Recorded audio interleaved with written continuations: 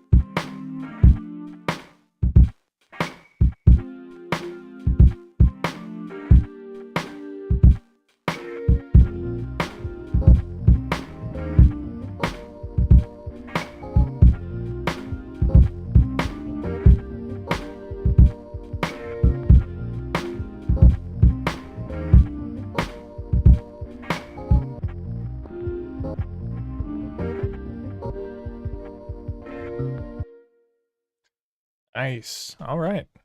Well, that was a couple beats on Lofi-12 XT. Just getting us warmed up here, started. Having some fun with the modulation and other live effects you can do on Lofi-12 XT. Very hands-on, very cool. But yeah, let's go ahead and get into the session. So I'm going to talk a little bit about what the plan is for tonight, and then we will get down to business, which is making some beats. I had a fun idea for tonight's session, which is to do this kind of like challenge on the Lofi-12 XT.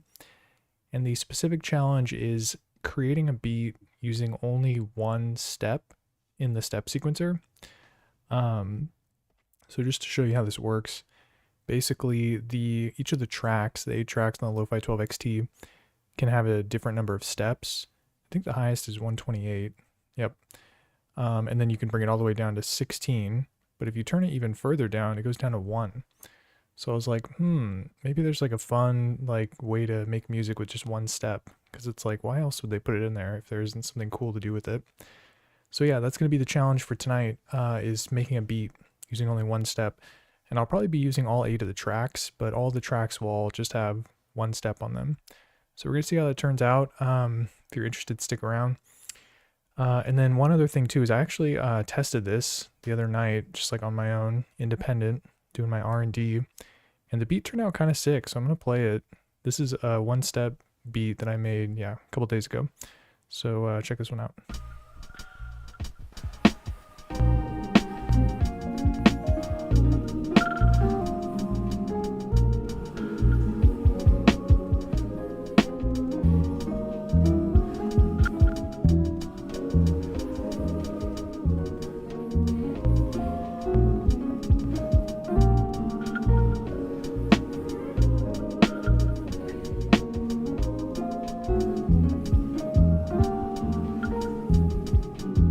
Yeah, just to show you the proof here, so you see it says length 1.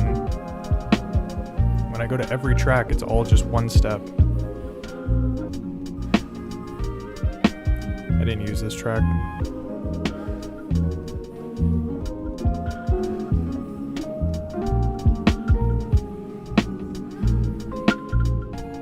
Yeah, and you can see the sample chops, quote unquote chops. It's really just moving. I'm using a modulation to move the playhead around, and it's just like a really long sample that's kind of just jumping around based on the probability, I think. Yeah, there's like a 40% chance for it to play again, so it's kind of just like moving every which way basically. And then I had to do some real finagling to get the rhythm section sorted out, so we'll get into that on the new beat. But one of the cool things about this is that it kind of just it's doing its own thing, and it's very dynamic. Like the snare comes in and out, which I'll try to figure out how to make it more consistent on the next one. Oh yeah, and then I can show you some of the layers. Whoops. So this is the rhythm section. This is the hi-hat. I think this is the kick, and this is the snare. And then I've got the sample chops, quote unquote, here.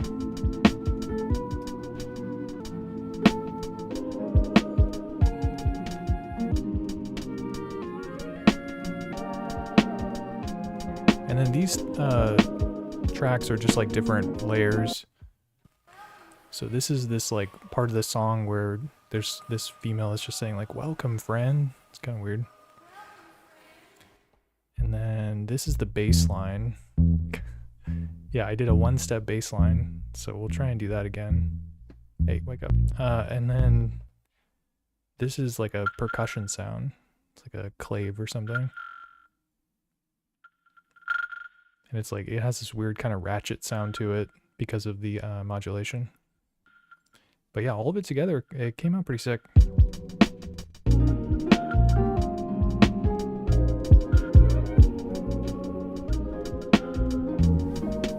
Kind of just vibe out to it.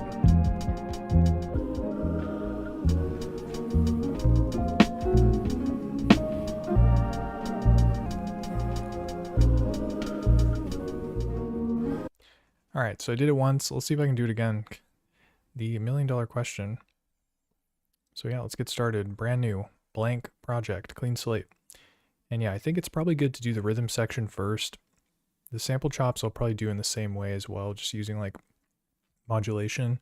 But yeah, with this one step pattern challenge, really modulation is going to be like super important.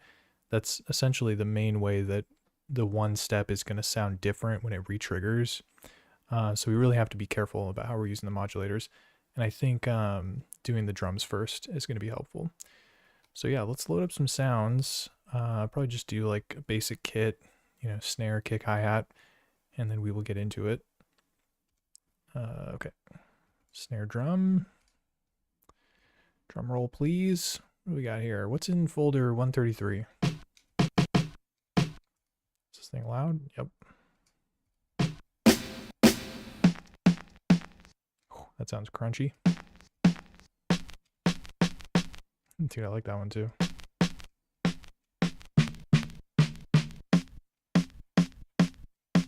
I don't know. I like a lot of these. I'm gonna do this one. Nice. So yeah, let's record that in.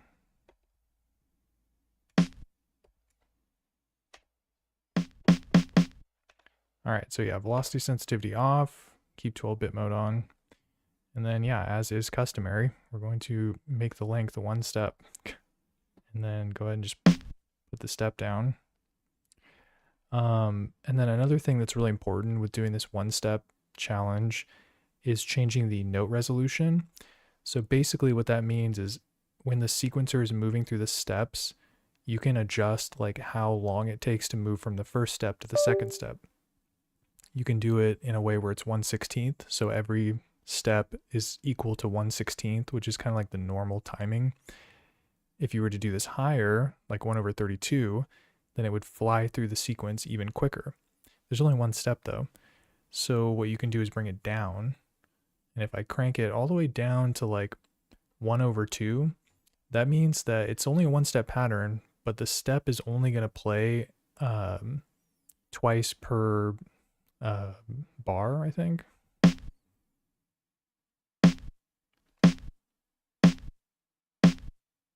Yeah, so it's a one-step pattern, but you can hear it's like much more spaced out than what you would expect. Like this is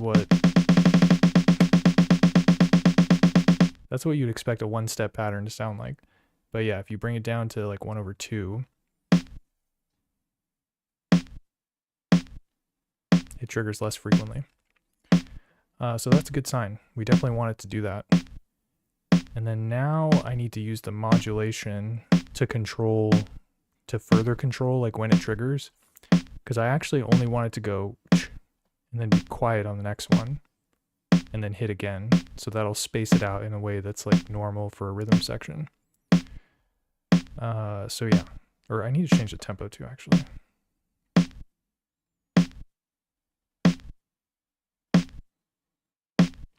Maybe I'll do like 88 or something.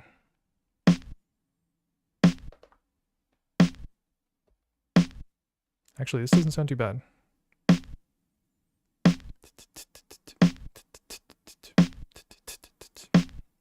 Yeah, so this, I'm going to leave it the way it is for now, but there probably will be some other stuff that I do to it. Okay, next up, let's record kick drum.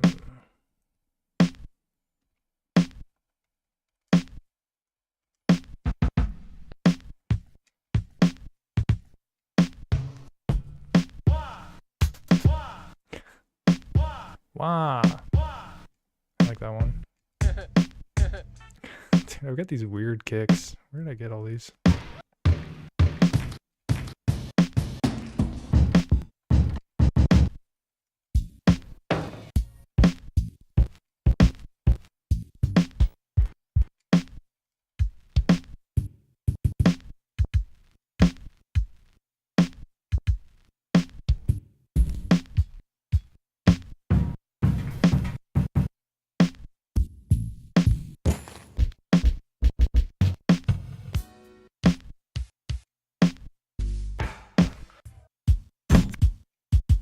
Finally, kind of like a normal one.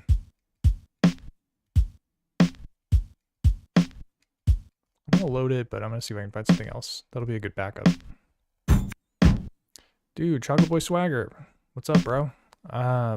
You're asking, hey, how do you mix and master all y'all sounds from these samplers? That's a good question. Let me pause this. So when it comes to mixing and mastering, I would definitely use DAW for that.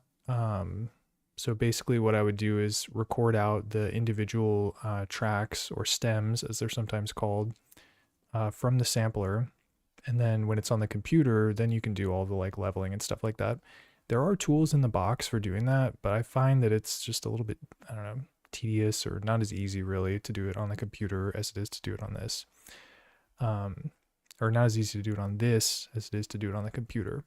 Hope that made sense. Some devices make it really easy to export the stems or the tracks or whatever. Other devices, it's a little bit tricky and you have to literally just record each one at a time, which is kind of annoying. But yeah, I would use DAW basically to adjust the levels and stuff like that. All right, gotta find a kick.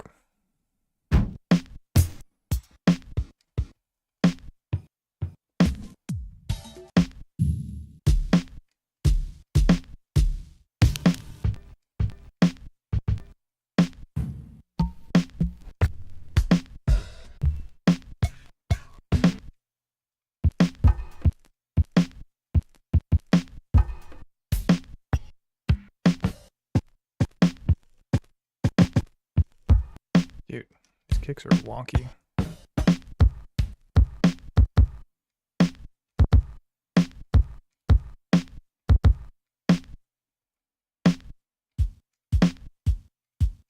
All right, we're gonna use this one. Path of least resistance here.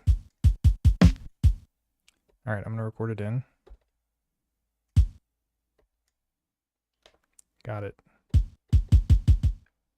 Beefy. Okay, this one, I am gonna keep velocity sensitivity on, or actually maybe I won't. This would be important if I did have multiple steps where I could like make it be lower or higher for like the ghost notes or whatever. But the fact that it's gonna just be one step and note means that I think the velocity is just irrelevant. It's just gonna trigger the way it triggers and we'll have to do other things to adjust the amplitude of it. Okay. And then, yeah, this one I'm gonna bring it down to one step, same as the snare. Dude, yeah, no problem. Okay. And then I'm just gonna put the step down. And then I also need to adjust the note interval. So right now I have the snare at 1/2, and I want the kick to be more frequent. And then this is probably what I'll use modulation to decrease the amplitude of. So let's try 1/4. See what that sounds like.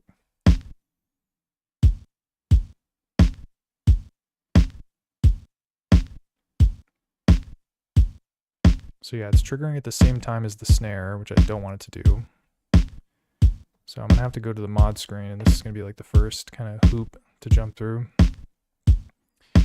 All right, so we want to do modulation that controls the, not the reverb, the amp level. And this is basically going to control how loud the sound is. And I'm going to use this to kind of like mute it out during that snare hit. All right, so it's controlling the amplitude. Now I need to go to the detail, and this will allow me to do like a tempo sync or BPM sync for the modulation.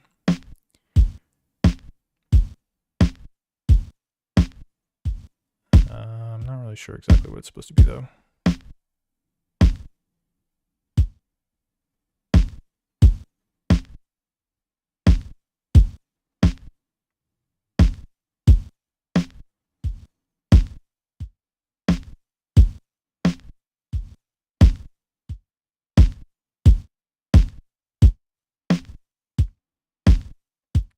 Let me try changing the shape too. So right now it's sine, so it's just going up and down. But I think using something like, maybe like reverse saw.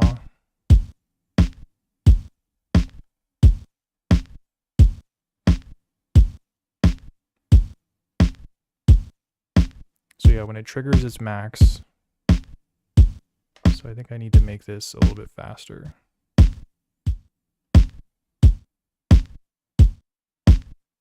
Or maybe I need to make it slower, 1/1.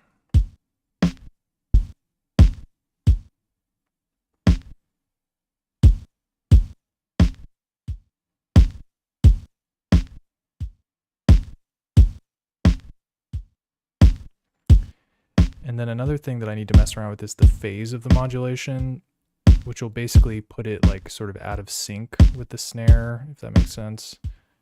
So yeah, let me try that.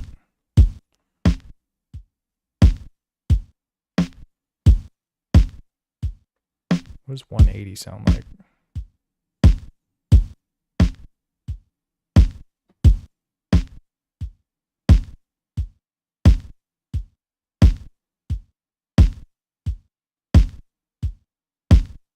I could still hear it playing at the same time as the snare, so this is not what I want. 270?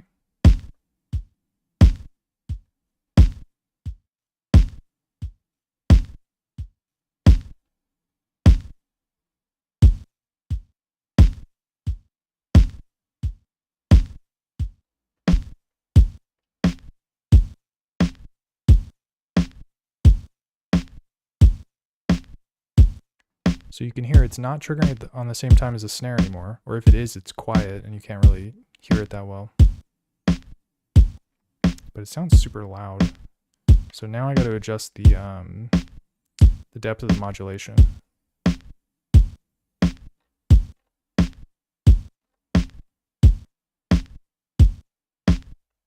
Maybe the amplitude.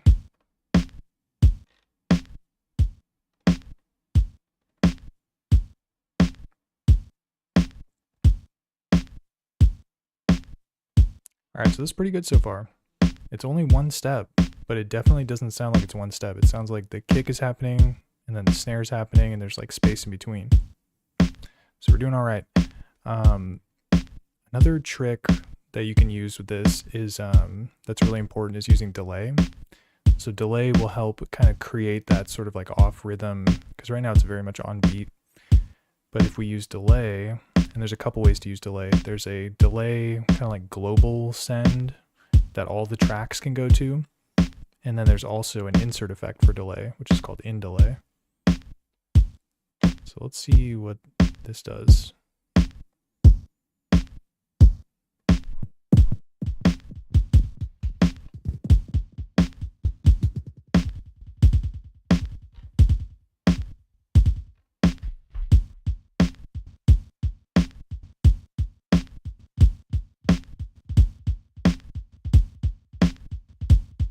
Yeah, it's going to be a lot of kind of like finagling.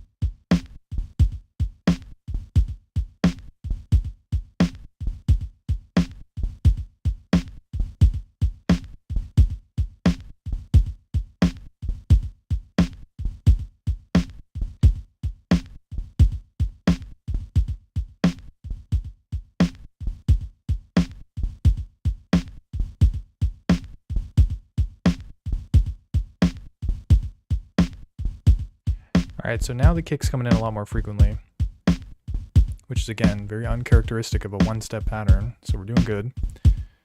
I've got to further adjust it though, and I think what I'm going to try is another modulator. So the Lofi-12 XT, you get 2 LFOs per track, which is pretty neat. We're already using one to control the amplitude. It's making it so it's not playing the kick on the snare. Let's try the other one and see if I can do something interesting with like, I don't even know, maybe like length or something. Let's see what that does.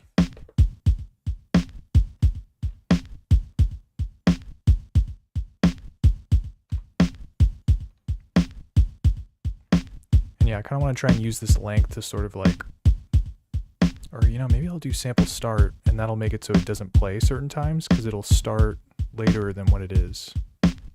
Hope that made sense. Okay. So sample start.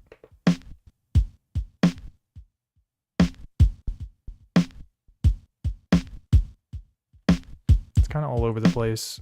Another really important thing to do is make sure that you're using a tempo synced LFO so that it's kind of like has more of a consistent sound basically, and it's not sort of just like wild. So let's try like 1/4 with the period next to it. I don't know.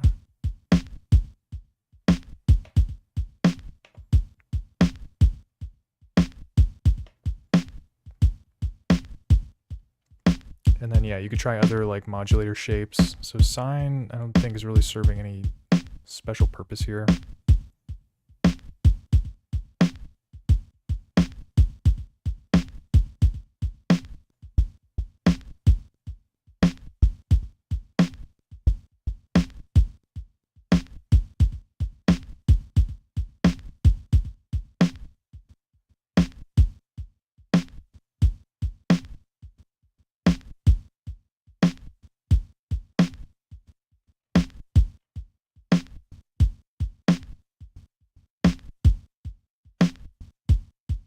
That's kind of interesting.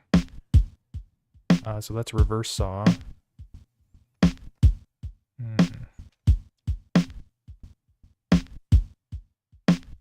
And then we can look at the sample screen and see what it's doing. So you can see sometimes it's triggering from like halfway through or past it, which is basically giving it that like empty space before it triggers again.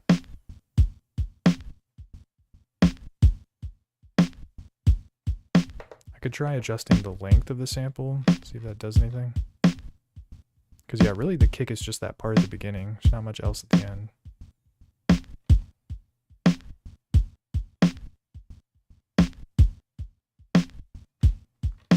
Doesn't seem to be adjusting too much though. Alright, so we'll keep this the way it is. I probably will mess around with it later. Let's do hi-hat next. And then yeah, right off the bat, just bring it down to one step. But yeah, let me record something in. See what we got.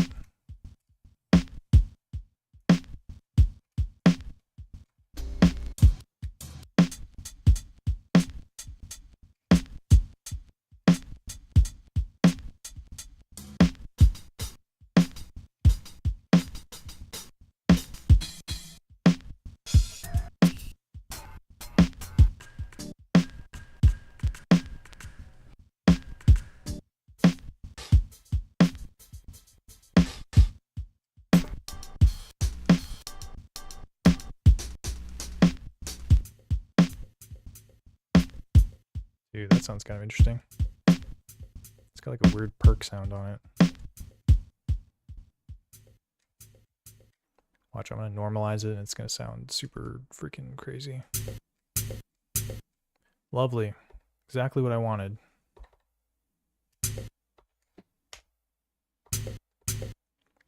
And then, yeah, same deal as the other ones. I'll turn velocity sensitivity off because it's irrelevant. And then I will turn the amplitude down. Okay, and then yeah, just like before, just one step. So we're just going to put the note in there. And then from here, the delay effect is going to be really important to create like sort of a swinging hi-hat. So let's try doing that.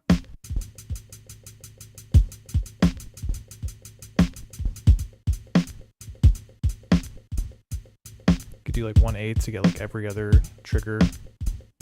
Oh, there was actually something I wanted to test out, which is using the forward loop mode.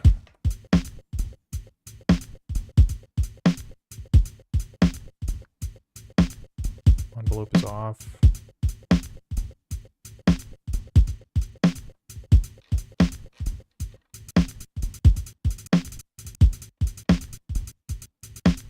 Okay, we're getting somewhere here. It sounds a little wonky, but yeah, I think the loop mode is going to be helpful. Okay. Maybe I'll try taking the note resolution to even lower, 1/2.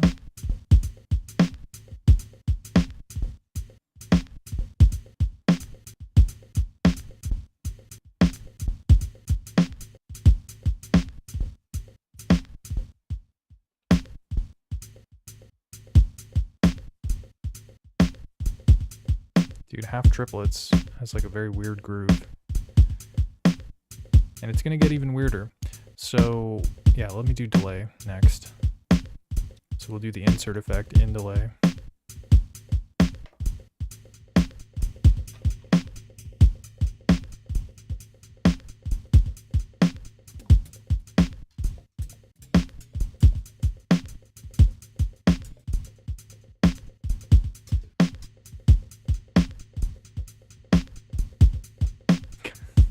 This sounded interesting. Dude, that percussion sound on it is like really adding like a unique layer, which I like.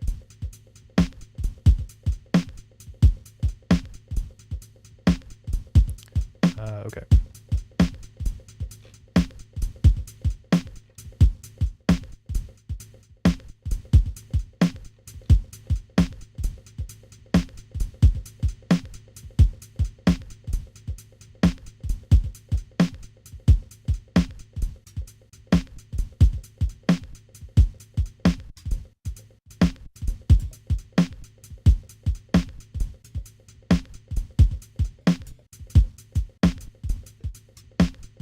Really just trying to feel this thing out. I'll keep it at a quarter T, triple it. But yeah, we've got more fun stuff to do with the modulation. So the whole reason why it's like kind of getting this unique trigger is because it's on this forward loop mode, and there are some times where it kind of like plays again at a unique interval. So if we modulate the sample length or the endpoint, I think it'll like even do even crazier stuff to like how it's triggering.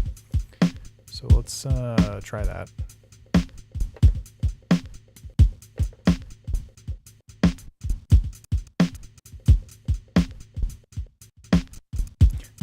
Yeah, it's doing some crazy stuff, definitely. I'm into it. Okay, gotta wrangle it in though. And using the BPM sync is like very good for that. And the sine wave is not really helping us here.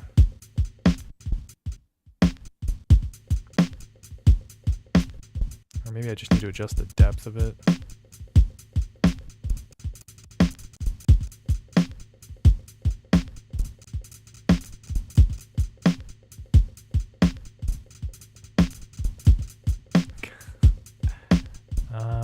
Yeah, let me try saw.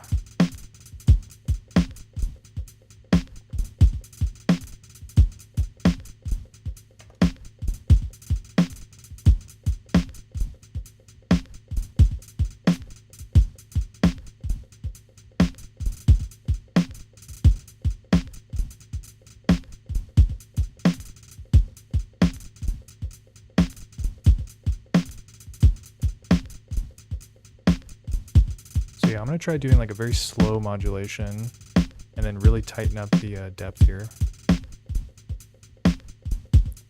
And what the depth is doing is it's controlling like how far away it moves from whatever I have set at, which right now we're talking about the length or the endpoint.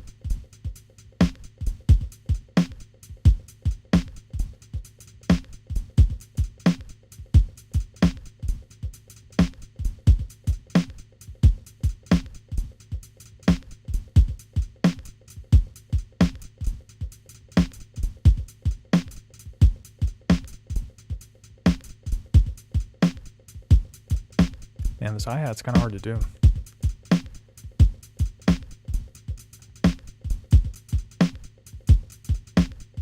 Let me try adjusting the length. Maybe I can bring it in.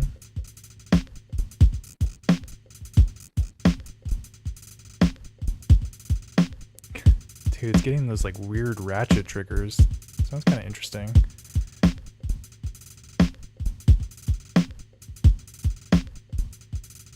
I don't know if it's really the vibe though. Let me see here.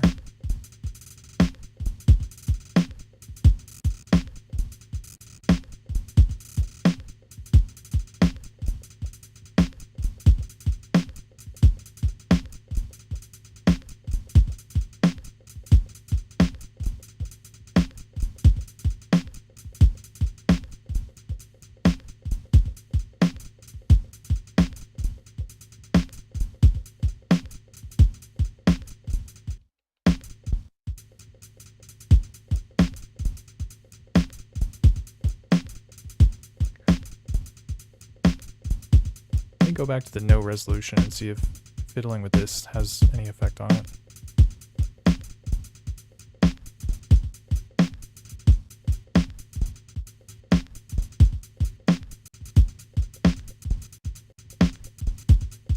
Dude, that sounds kind of trippy.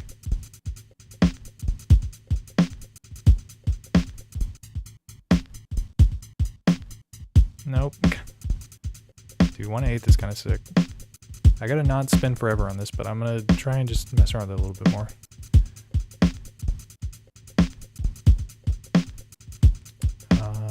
Okay. I'm gonna save actually, because it sounds kind of interesting. And I can always just load back up if I want to revert my changes.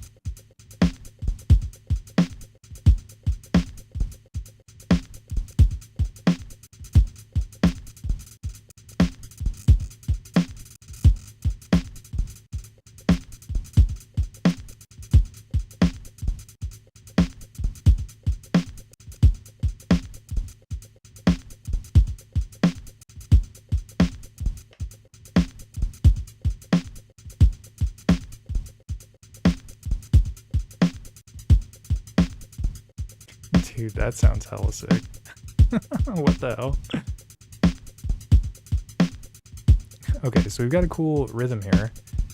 And I'm going to use my other modulation slot to change the amplitude. Because right now it's kind of just triggering at the same velocity. But I think if we bring it up and down, it'll like have a much more unique sound. Okay, so LFO2. What are we doing here? Oh, there we go.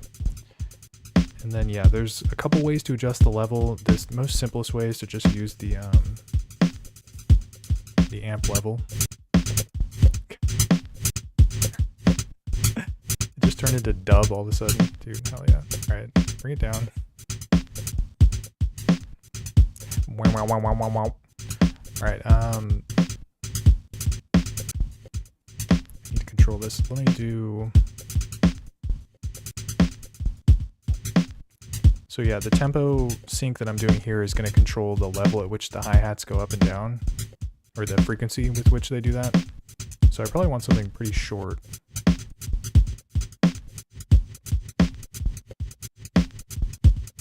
Sounds super wonky, but hang with me here.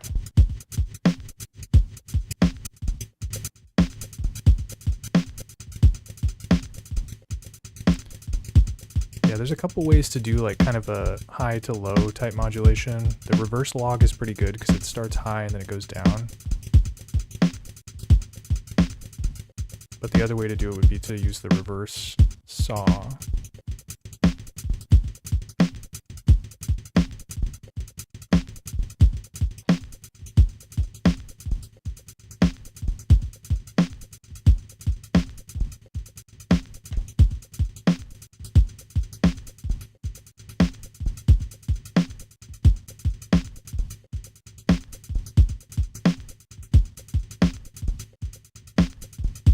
And then you can try adjusting the phase too. I think that would actually be the correct thing to do.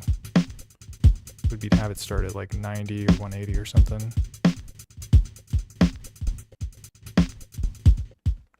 So let's hear what 180 sounds like.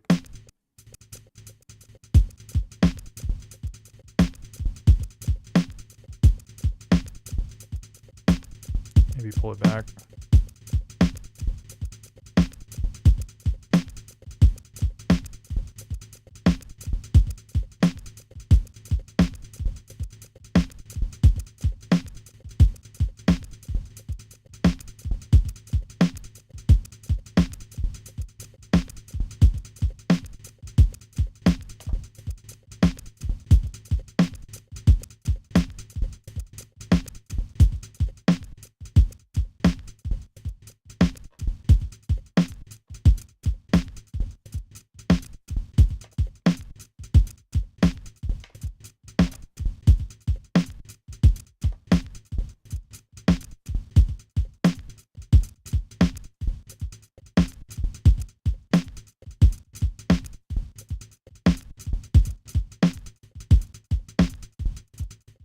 So that kind of has like a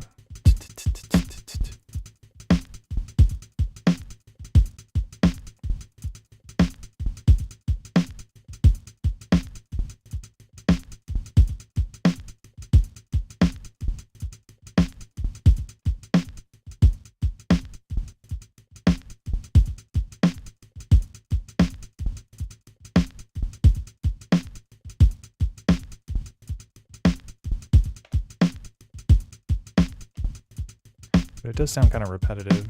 Let me like save and see if I can mess around with it a little bit more.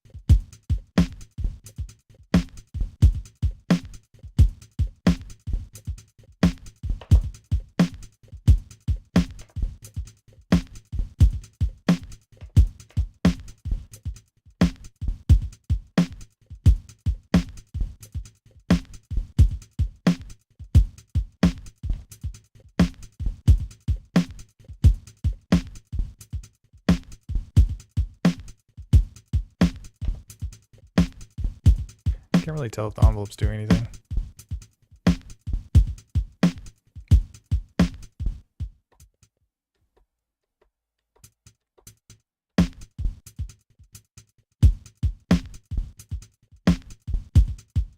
Alright, so this is sounding, I think I'm satisfied with the hi-hat for now.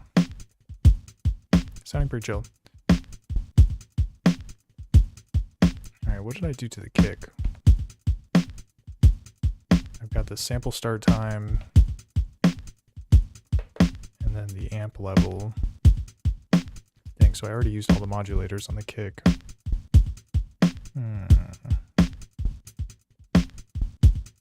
Wonder if I could use like a filter envelope to do something interesting with it.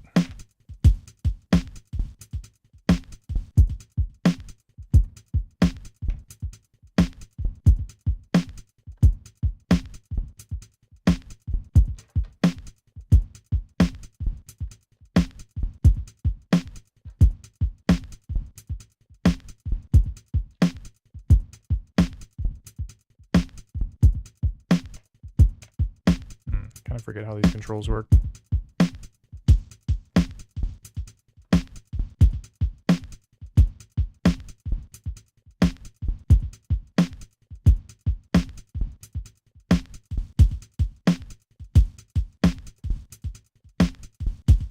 And then I have the delay effect on it.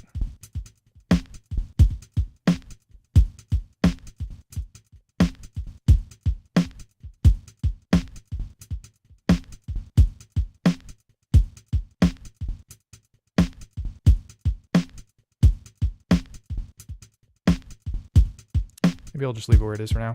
Alright, so we've got the basic rhythm section down. Wow, and it's all just one step. You see it, read 'em and weep. Let's do some sample chops next, and I use the term chop loosely. Now, I gotta load something up here, and I feel like the best sample chops for this style of like beat making is definitely something that's like very long, so that you can use the sample start time to kind of just jump around to random places.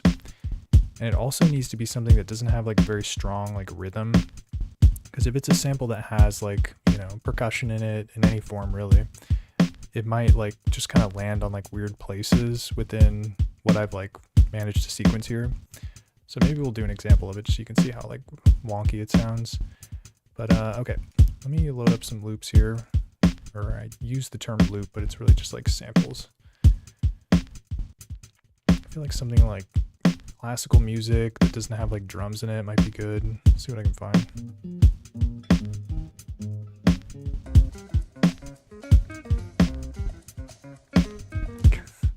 Kind of like that.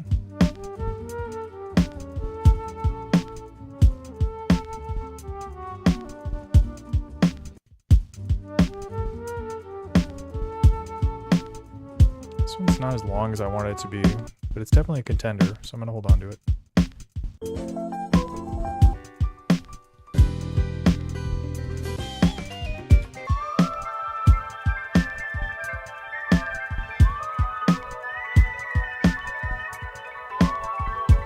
This is pretty long. It doesn't have any drums in it. What was that at the end? It was like, wah. I just gotta hear that. Hold on a sec.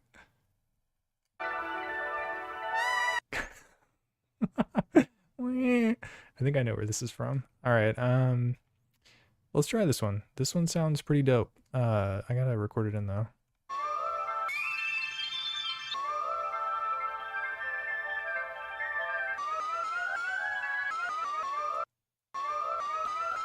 All right, so 4 semitones up. Let's record it. I don't think we're gonna be too strapped for space, but might as well just pitch it up.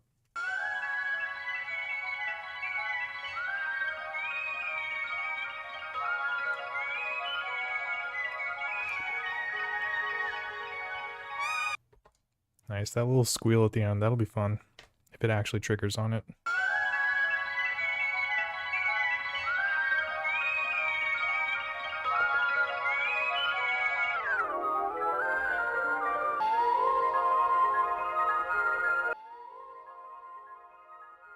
Oh, whoops. Okay, so velocity sensitivity is off. I'll turn 12-bit mode off. And then I need to change the length to 1 step.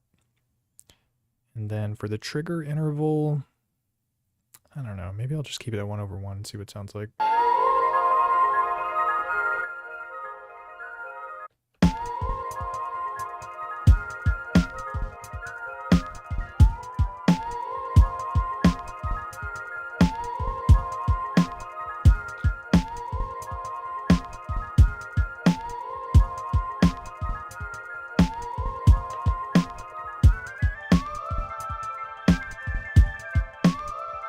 This is the original pitch.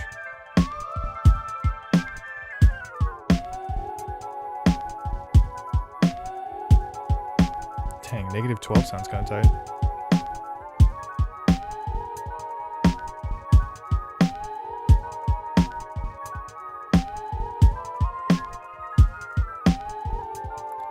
Alright, let's keep it at -10.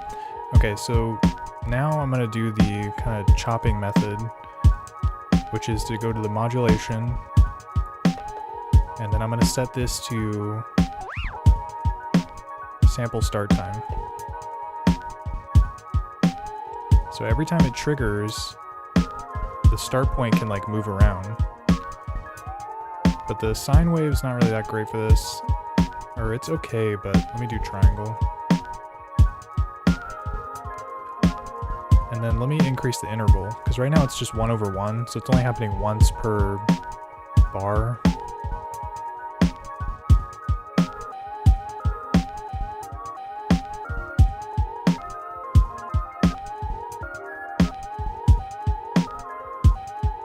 So 1/4 is getting us like a decent amount of triggers. And you can see sometimes the playhead just like moves way far out. But a lot of the times it's just triggering at the beginning. And that's because the modulation is telling it to start earlier, but there's nothing earlier, so it just starts at the beginning. So I gotta adjust the depth first.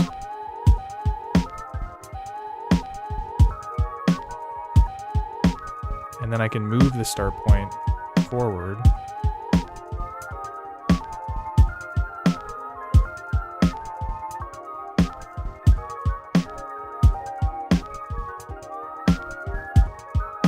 So now it's starting to sound a little bit more kind of random or interesting, depending on your perspective. And you can see the playhead is kind of just like, it's not just snapping to the beginning anymore, now it's kind of going all over the place.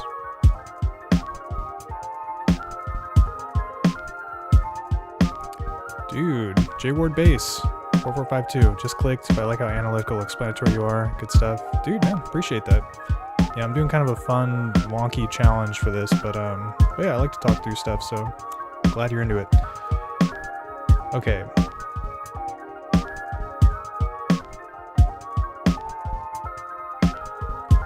And then I can kind of like dial in a couple different things here. I mean, right now I'm using triangle, so I could try using a different modulator. It kind of doesn't matter though.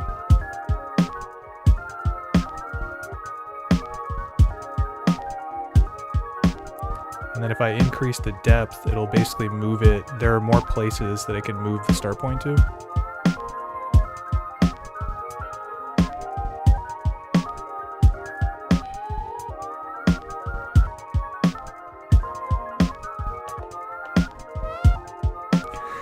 We got that squeal, hell yeah. Dude, I'm checking that off. I'm checking that box off the list. Okay. And then one other thing that's kind of cool that you can do with this is you can use probability. So right now it's always triggering on the quarter and it's just jumping around. But if I reduce the probability, instead of 100, I can set it to like 50. And what this means is that sometimes, oh man, I gotta turn the envelope off. So sometimes it'll just keep playing instead of re-triggering and jumping the playhead around. So you get a little bit more of like a consistent kind of sound, I guess. It still is kind of just jumping around everywhere. But it'll kind of like play through a little bit more commonly. I'm gonna mess around with the filter on it.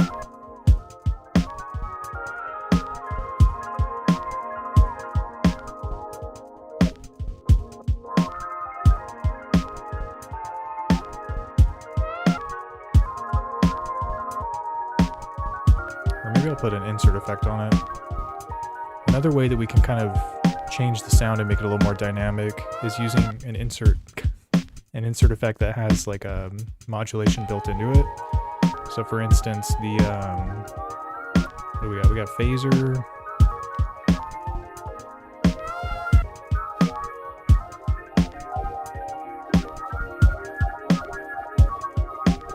So the rate is controlling like that wow wow type modulation sound.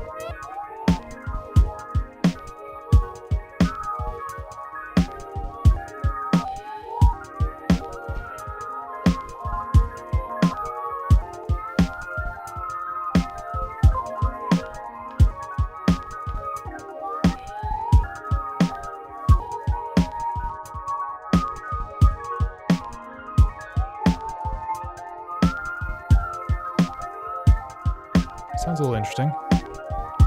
And there was one thing that I wanted to test on the stream, which is like having like a backwards version of the sample also playing and seeing if I can set up something interesting with that.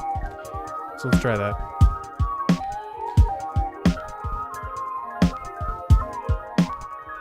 Okay, so I'm gonna copy this pad, the sample and whatever it's playing.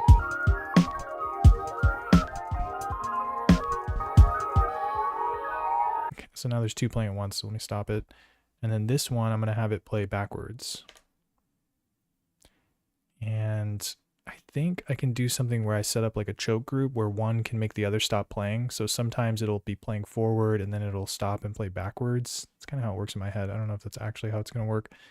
But let's try it out. I need to do this thing, choke.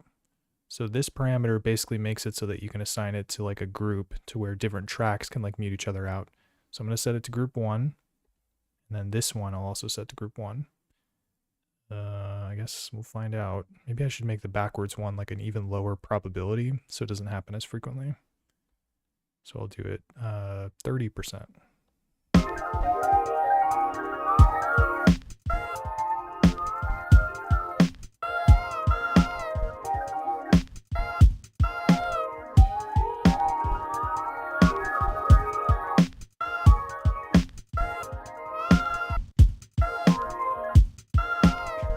Sounds kind of weird. It keeps playing that last kind of squeal thing.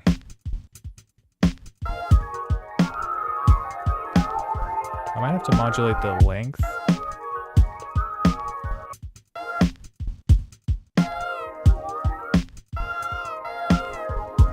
And bring it in, maybe?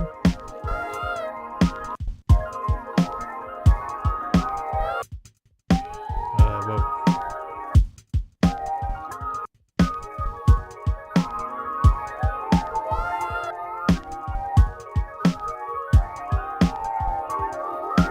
Sounds like they're both playing at the same time, which is not what I had intended.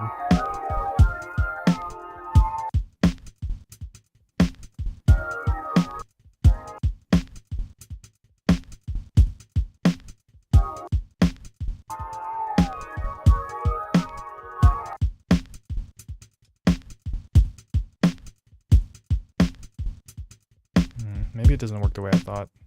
Alright. Let me try and mess around with it for like another minute. See if I can figure it out.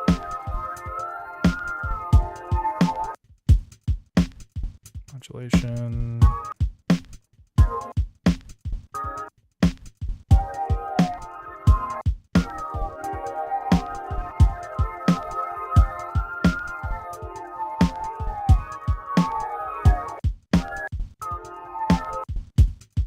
Yeah, sometimes it just cuts off for some reason. Not really sure why it does that.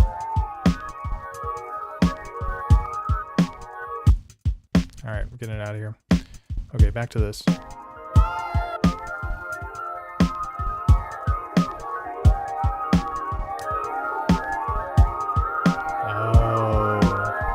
think I know what it was doing. Yeah, whatever. Gotta pause it.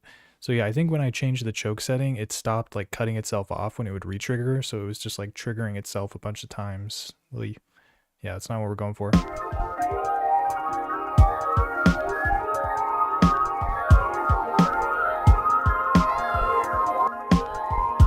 Dang, now it's like doing it again. Let me see. Oh, I have choke off. I need choke to be self. It needs to choke itself. I know, it sounds dangerous, but it's okay.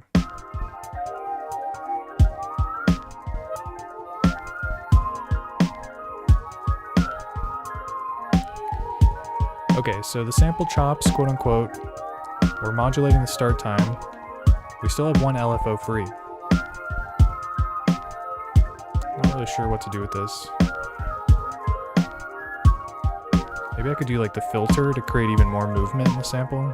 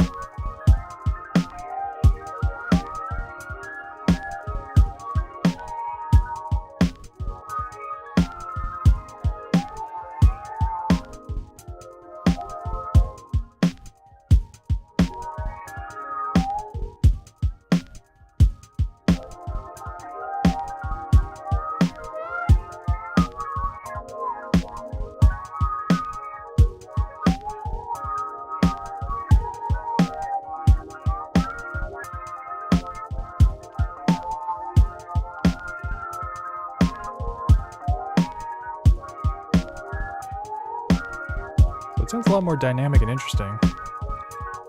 And I have it set to like random, so it's kind of randomizing the filter frequency, the cutoff frequency.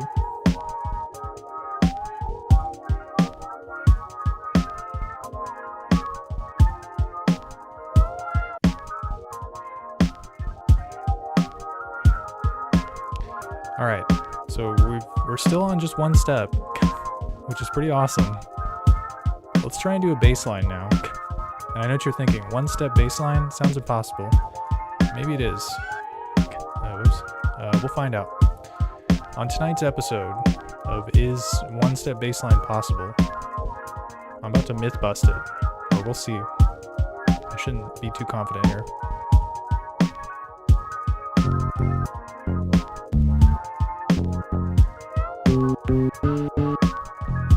Yeah, I'm basically just looking for a sample that's in the same, like, that's the same root note, basically, so it'll sound good, like, no matter when it plays.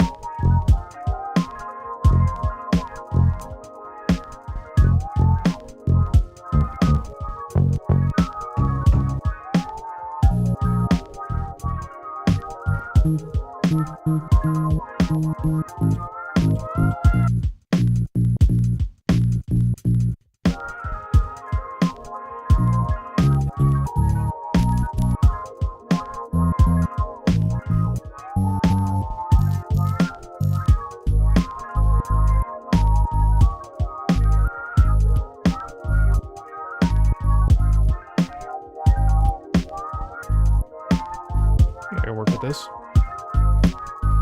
Wow, look at that spiky waveform. All right, so we're gonna record this in. And then yeah, velocity sensitivity is not needed. It can go home. And I think that's probably all I need.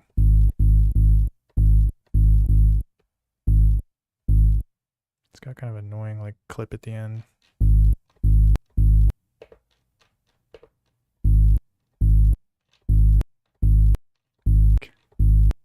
I'm just making it worse. I'm just gonna leave it on.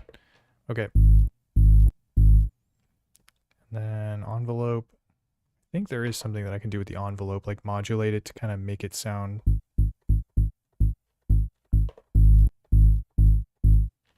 to give it sort of a dynamic sound. So I'm gonna leave that on. Okay. And then config, one step. And for this one, I'll probably do the same thing I did with the kick drum, which is 1/4. Maybe I'll try something else. I don't know. Okay. How does it sound?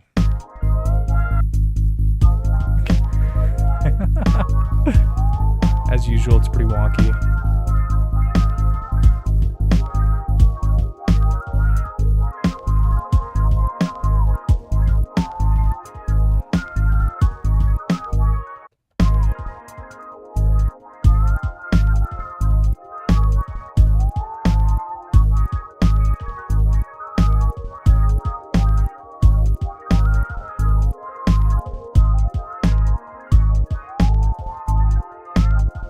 Filter on it, so it's a little more under control.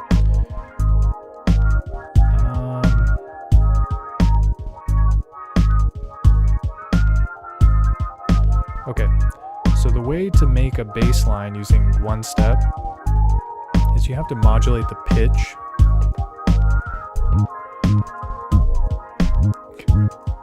It sounds super wonky, right?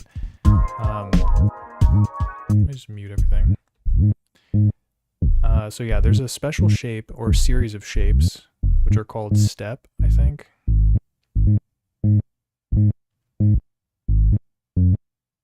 Yeah, so step 3, step 4, step 5. So what we can do is we can use this to control the pitch of the notes at various intervals. So let's try step 4, I guess. And yeah, it sounds super like zippery right now because I have to lower the rate of it.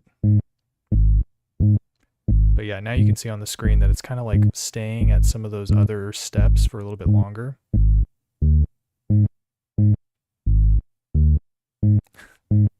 Dude, check it out. Bassline done. That's a wrap. No, but that's kind of the principle of it, is that it'll play different notes, even though it's the same note, because the pitch is being modulated using the step shape. And then if I want to bring it down, I can, I got a button for that. Oh yeah, I can bring the actual pitch down.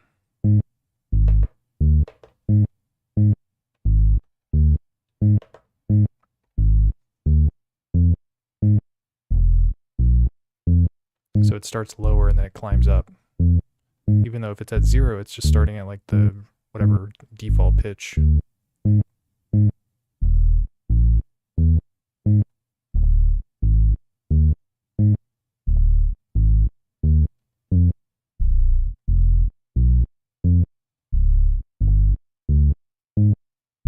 All right, so let's hear it with everything else.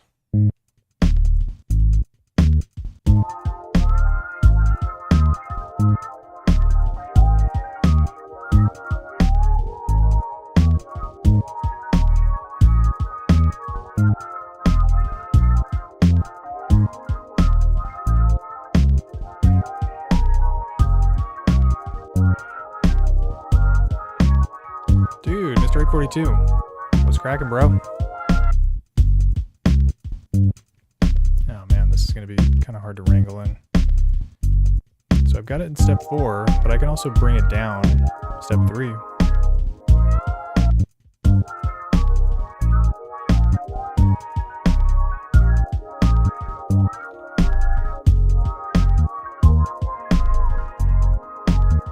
Oh, I totally forgot too that I have the depth set at 100 right now, which I think is moving at 10 semitones. So I'm pretty sure the way the depth works is that every 10 is like a single semitone, I think.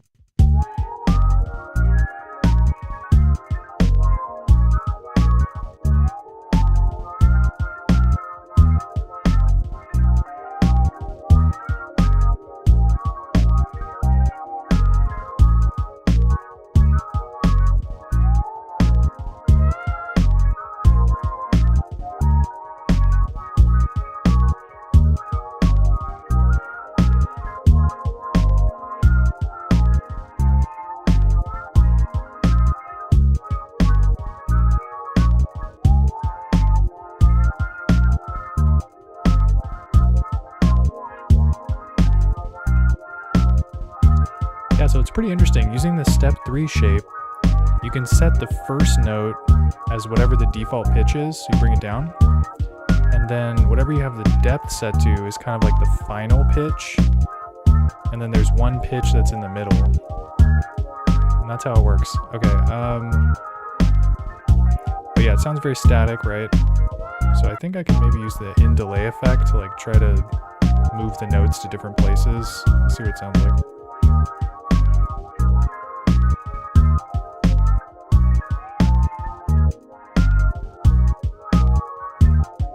Sounds kind of weird. Did I mess something up?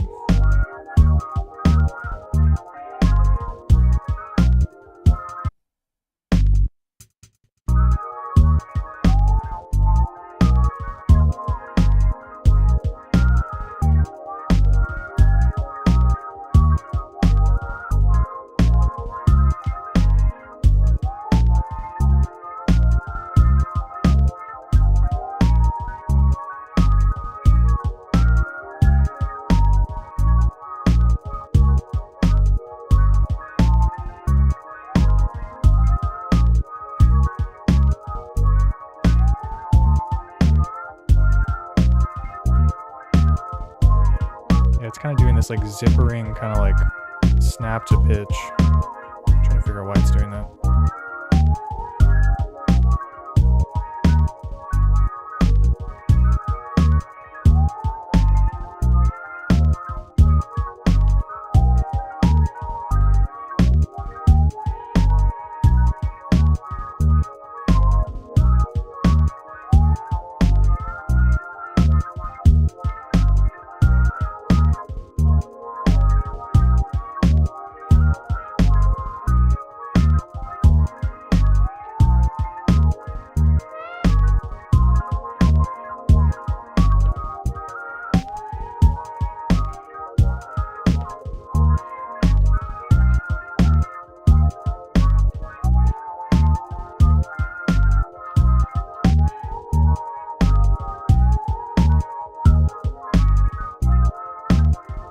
Alright, sounds okay to me. So yeah, in delay effects. What do we got?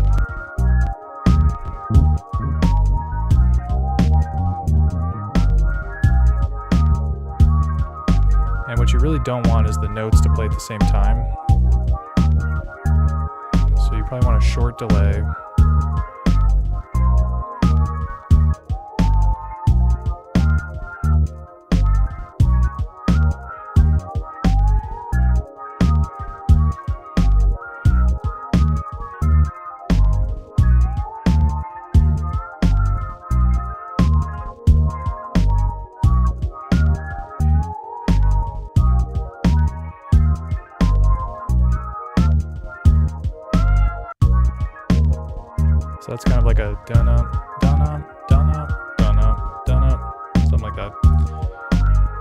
then we can go back to the mod. And I think this one I will need to use to control the volume to kind of like gate it or make it so it doesn't play on certain intervals or whatever. So let's try doing this with the filter actually.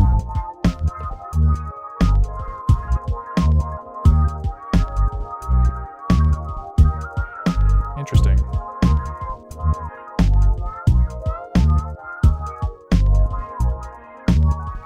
And then yeah, I'll do the shape as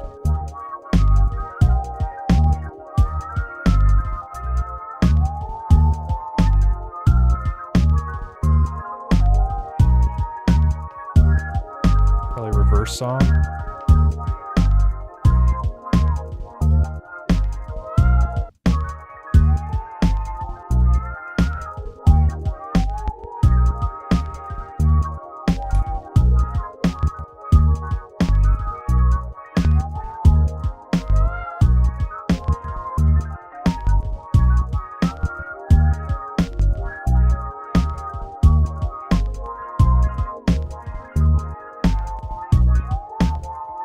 Maybe I don't even need to be that complicated.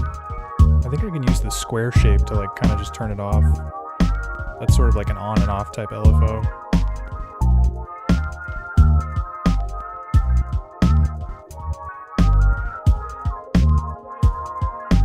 So yeah, when it's up at the top is when you hear it. When it's down, you can't hear it.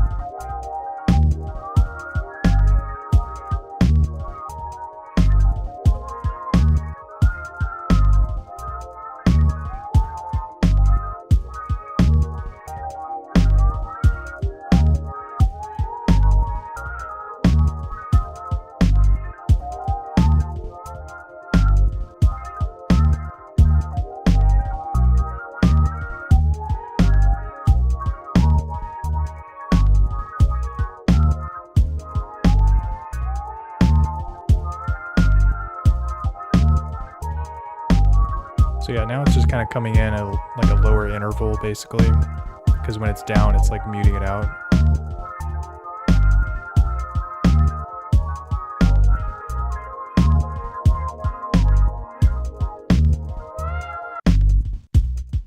Yeah, that keeps happening to the sample chops, like mutes it out. Probably just got to adjust the start point.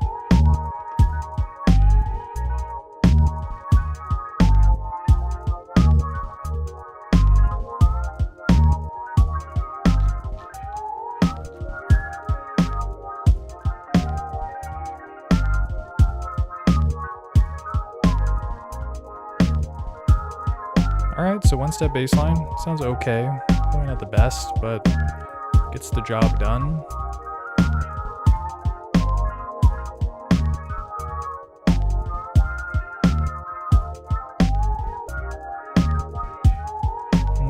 What other sounds could we use here?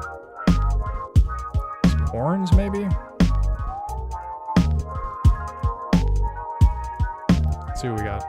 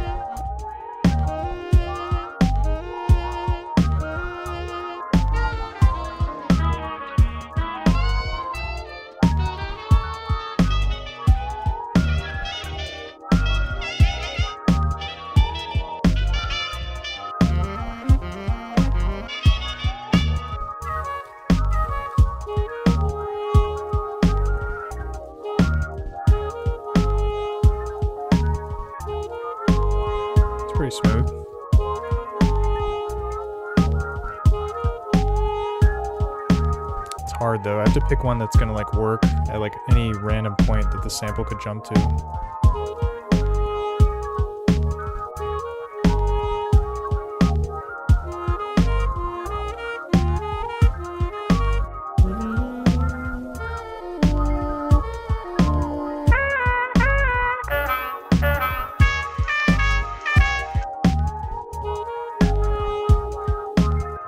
Let's try it out. It's going to be really hard to sequence, I think, but should be able to figure it out.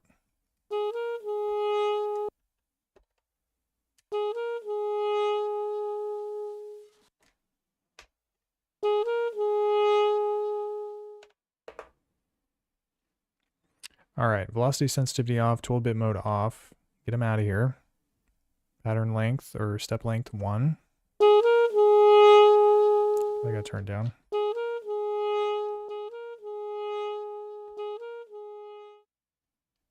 And then I was going to turn the envelope off, but maybe I should leave it on. I wonder what it's going to sound like. And then I'll do note resolution, 1/4 maybe.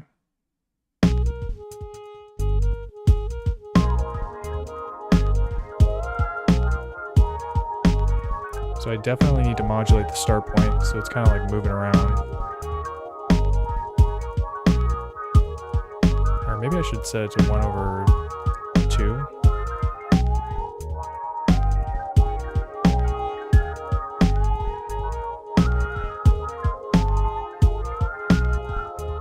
Alright, so modulate, sample start.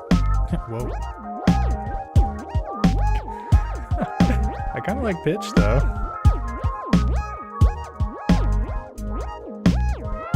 Dude, why do I like that so much? I don't know, it's a little too wild.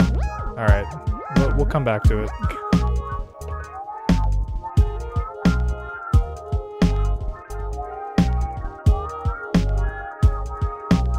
So you can see the horn is now triggering at like kind of odd intervals because the sample start point is jumping around in it.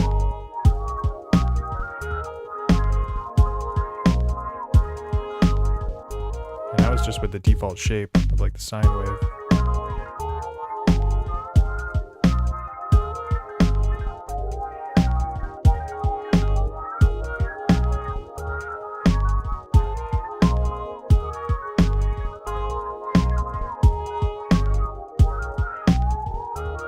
We just straight up put it on random.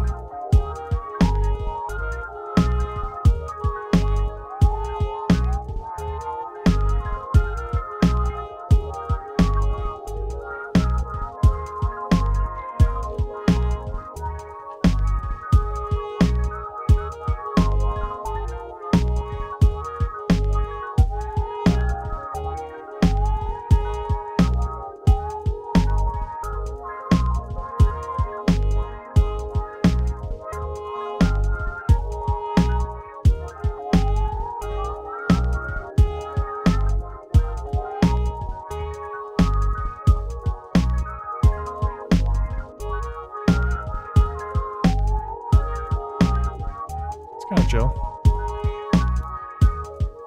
And then one other thing we could do to kind of jazz it up, similar to the bass, is I can modulate the pitch.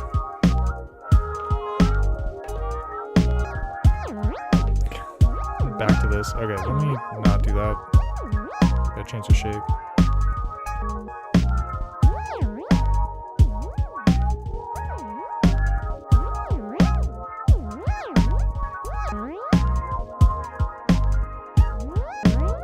Kind of reminds me of like a video game sound effect. I think that's why I like it so much.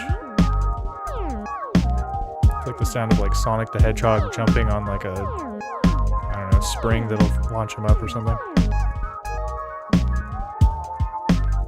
But yeah, I gotta be in control of this, so I'm gonna need to use something kind of flat like this.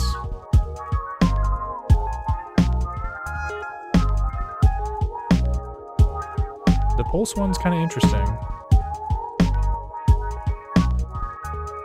because it'll basically snap to a certain pitch and then fall back down. And I can control what pitch by adjusting the depth.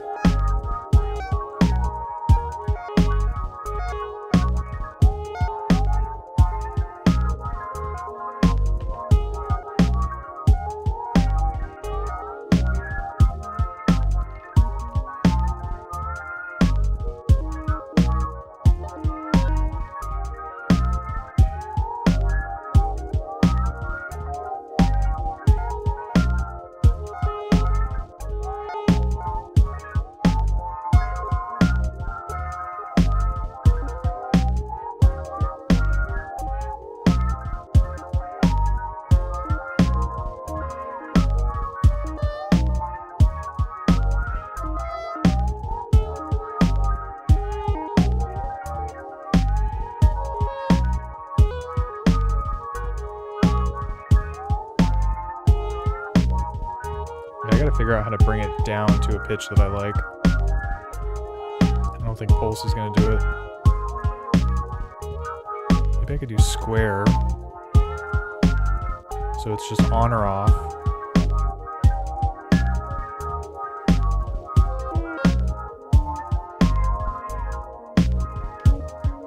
Probably should tempo sync it.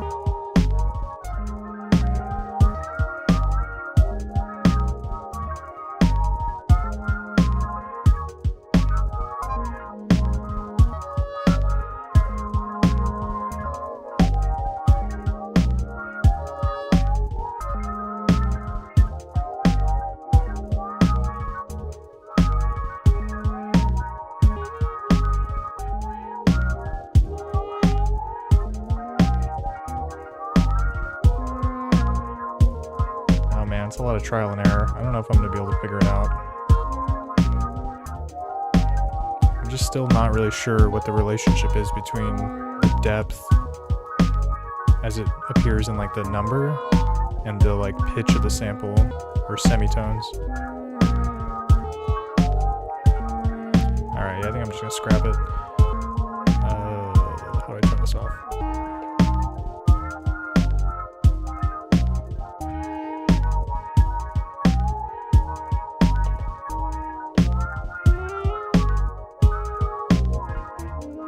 Sounds kind of tight at -5.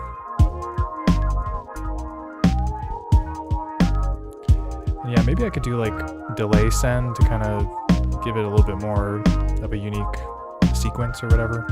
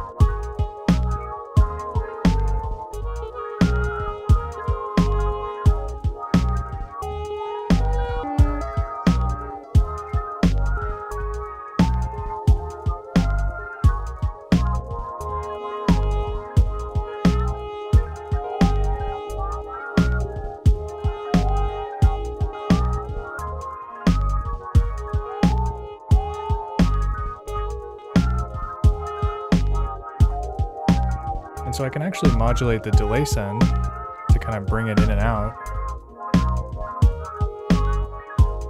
So maybe that's what I'll do.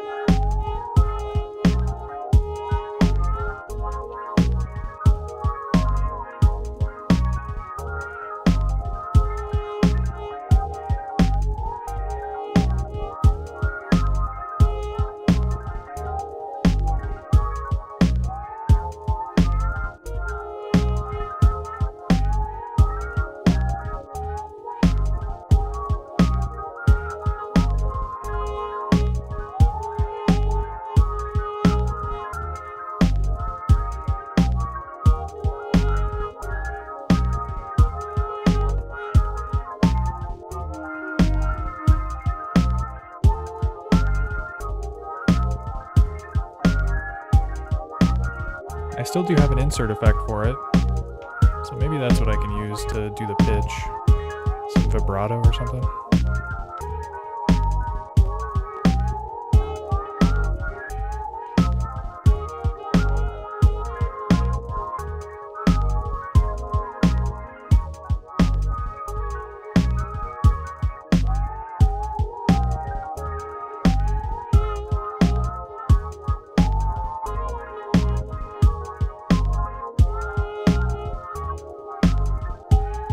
Kind of an interesting sound. Alright, so that's the horn. Maybe I will put a filter on it.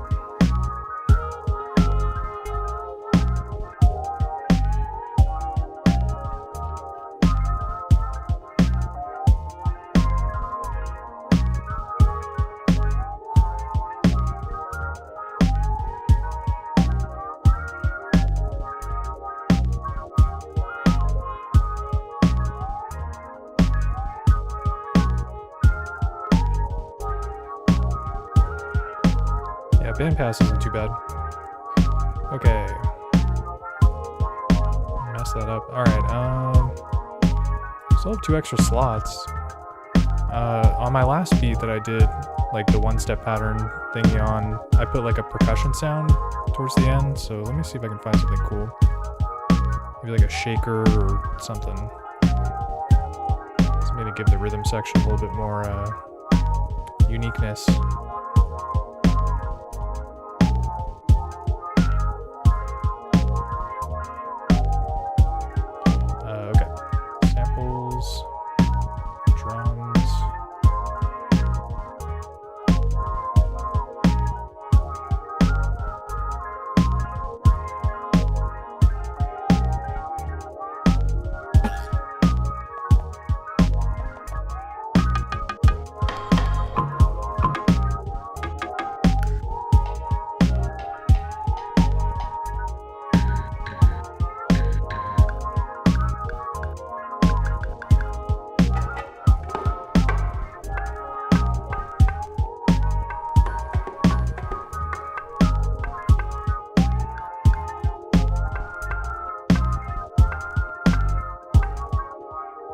Keep it simple.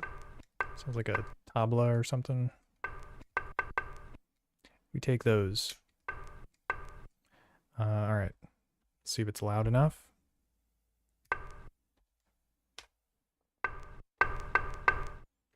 Perfect. And then velocity sensitivity off. You know the drill.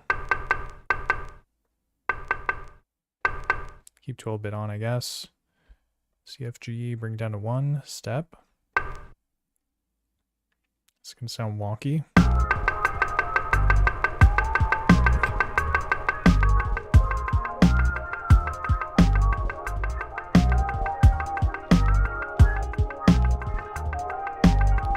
All right, so right now the note resolution is 1/16.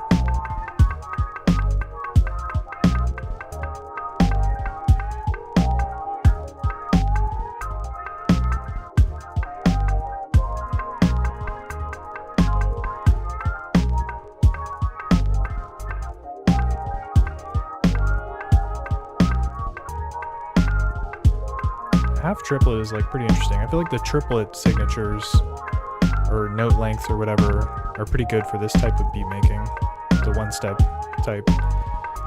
Okay, and then with the hi-hat, I did that like loop trick, so I'm probably gonna try that here, see what it sounds like. Whoops.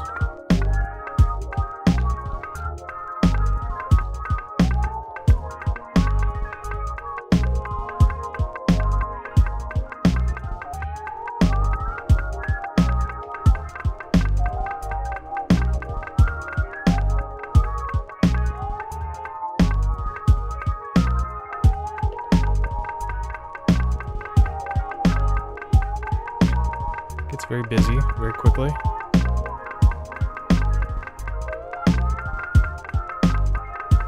Maybe set it to mono. Doesn't sound any different.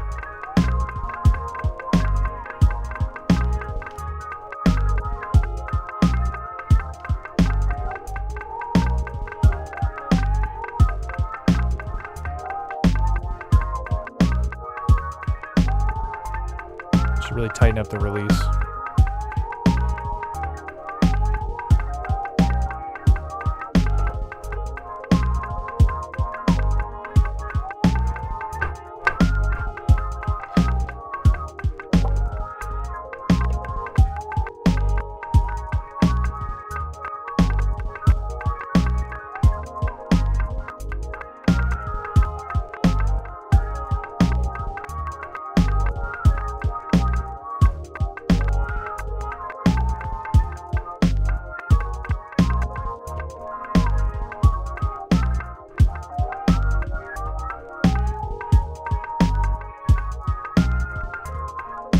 love watching the playhead just like move to random places. It's the power of modulation. So it's kind of got like a random trigger sound.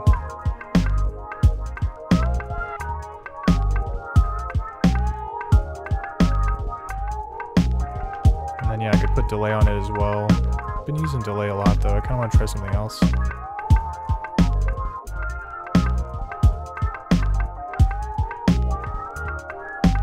Maybe like wow and flutter can make it sound kind of interesting.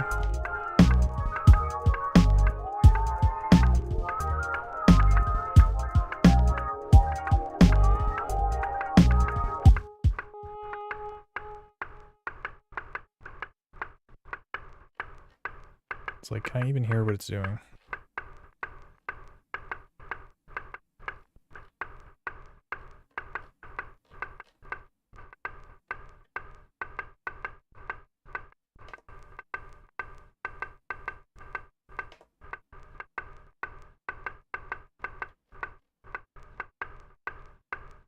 I guess it does change it a little bit, so not too bad.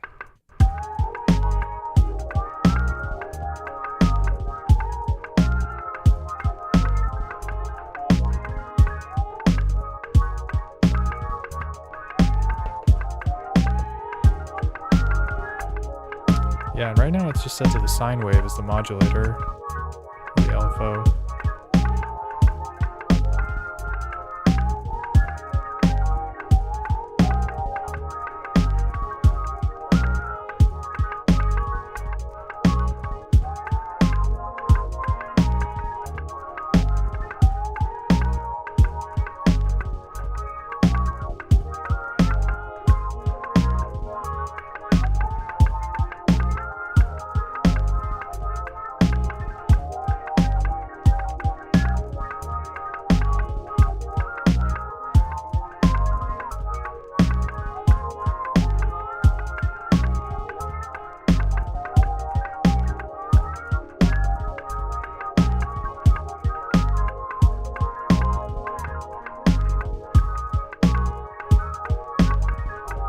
So it's got kind of an interesting rhythm to it. And then I'll use the other modulator to control the volume so I can kind of bring it in and out. Alright, so for this one I gotta do amp level.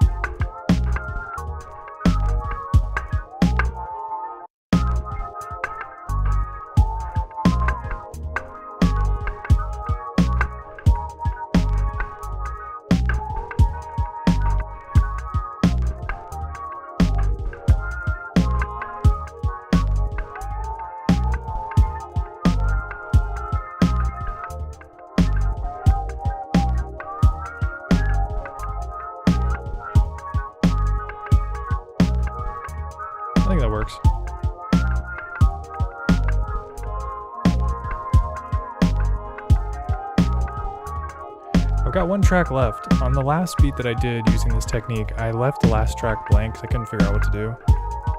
I could probably add something. Maybe like another melodic sound. Really, this might be a good point to call it on this beat and start working on something else though. Let's take a listen to our layers here.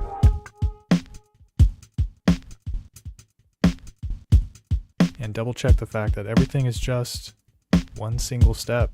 Dude, look at that. It's so ridiculous that this is possible. We get the sample chops.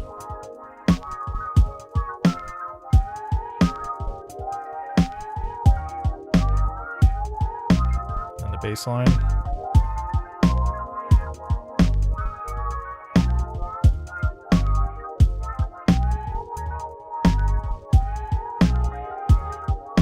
Horn.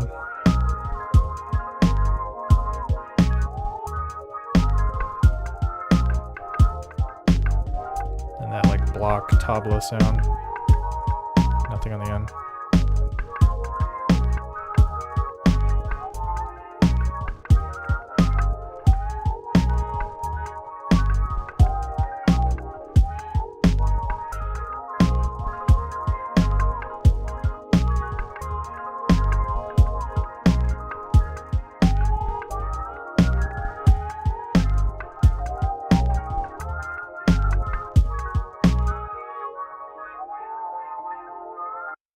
Wow, what a wild journey. Let me save that one. Yeah, this one, it didn't turn out as sick as the other one. Here, I'll play the other one. The other one turned out tight, but I think it's because I used a really cool sample for the other one. That's why it turned out sick. So yeah, this is the first one-step beat that I made.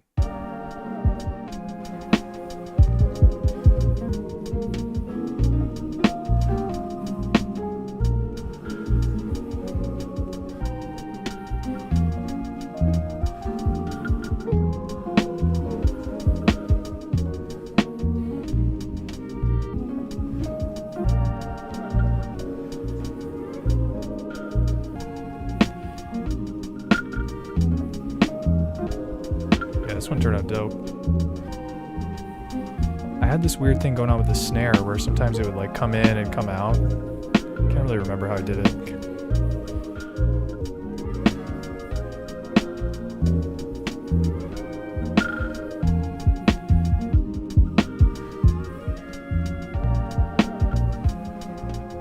And yeah, this is all one step.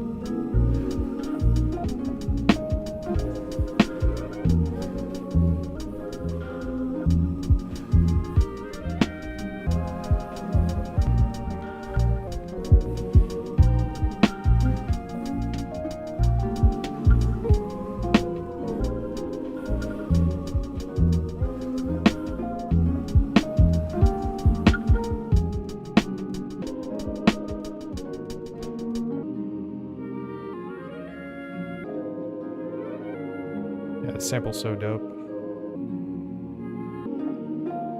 And this is the kind of sample that I was talking about earlier. It's one that like doesn't have like a strong rhythm. It's kind of just like very open. It's got like flute, vocal choir type stuff. So it's okay to just like play it from any point. The start point modulation doesn't make it sound kind of weird.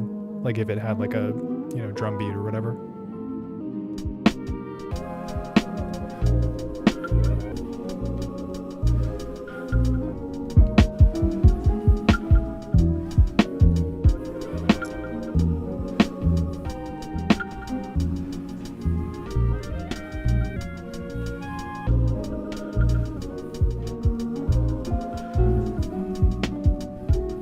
The bass line was just one note, and then I had the pitch modulate. Or let me double check actually.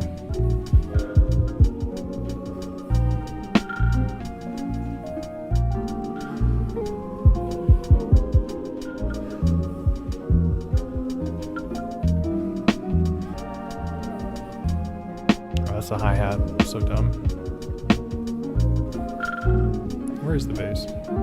This thing? Yeah, so with the bass I was using step 4 as the modulator.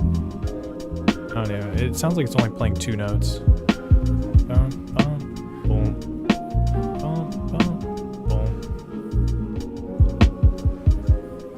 this one's pretty sick.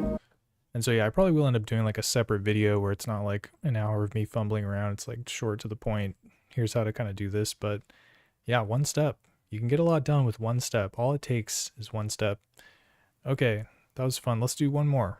And we'll do just a regular one, not a one-step beat, because that was kind of a mental exercise there. So we gotta check my folder here, see what else we got, see what's on the docket. I haven't really prepared any other samples, so we might just have to shop around a little bit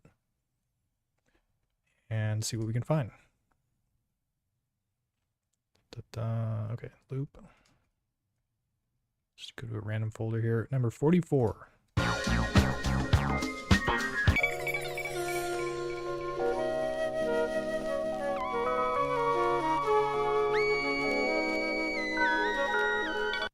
Dude, that sounds beautiful.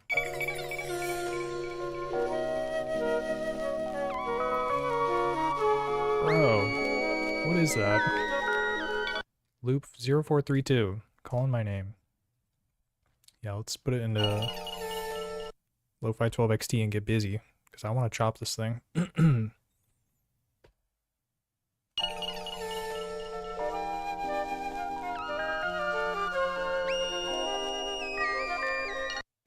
Might kind of lose some of that magic of it though, moving it from stereo to mono, because there's definitely some stuff going on in the L&R channel.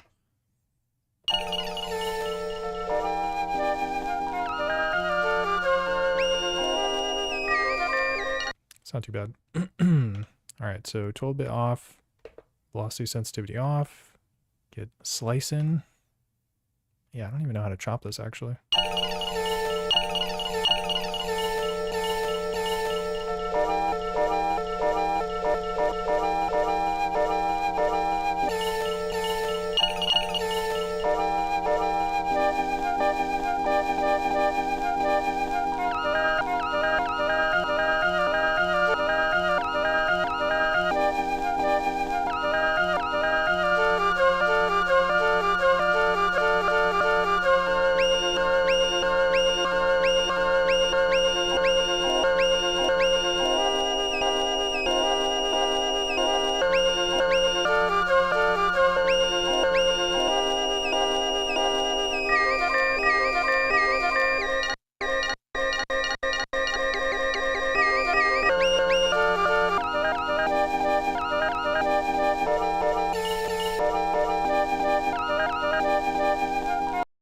I think we got it, boys. Okay, backing out here, and let's go to our pad mode, set it to a choke group,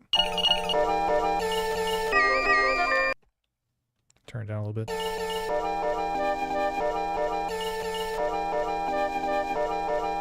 Dude, we gotta pitch it way the hell down though, because yeah, right now it's up 4 semitones when I recorded it in, so bring it down to 4.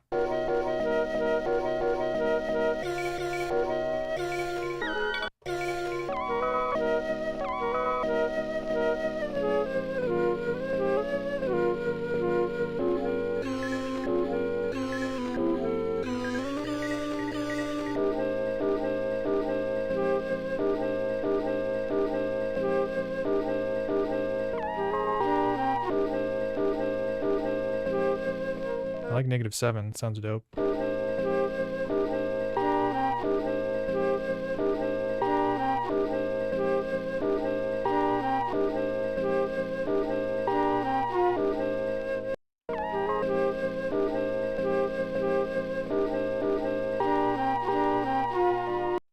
Alright, what pitch, or tempo I mean, is this? Let's bring it down to like 87. See what that's like.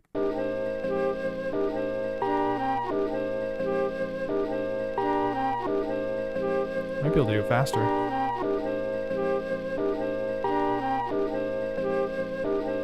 90 BPM, some classic hip hop shit. Or stuff, I mean. Alright, let's get some drums in here. Something like that.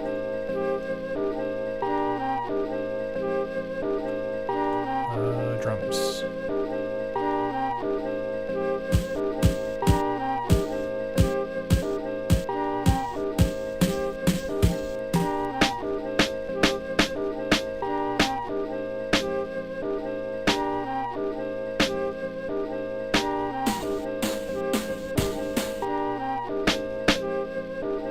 I'm gonna hold on to that one. I'm gonna try and find one other one.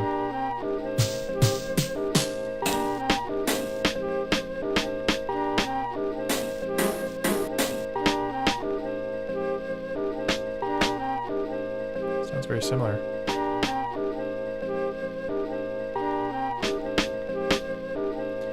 Alright, forget it. We're going with this one.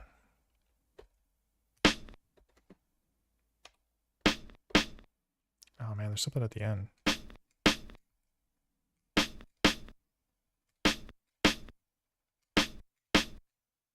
There we go. Just gotta record it in one more time here.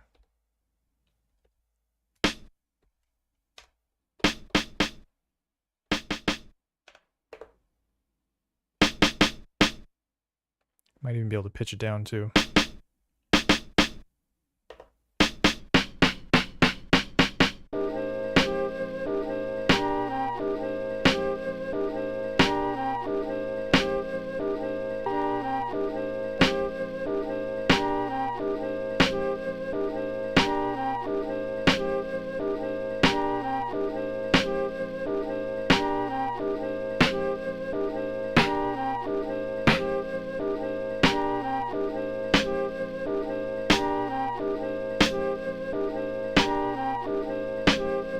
-1 sounds tight. Alright, kick drum. Where art thou?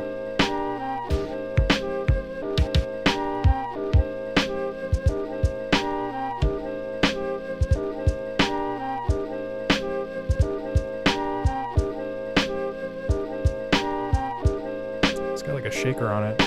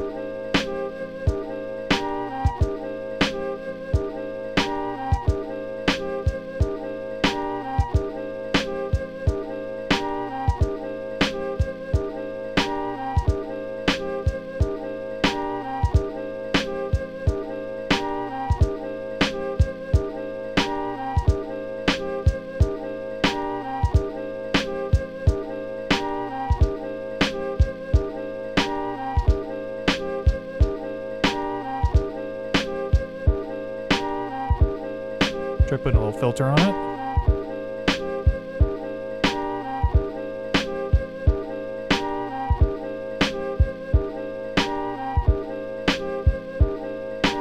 Kind of want to make it a little bit louder though. So I'm going to try using an insert effect.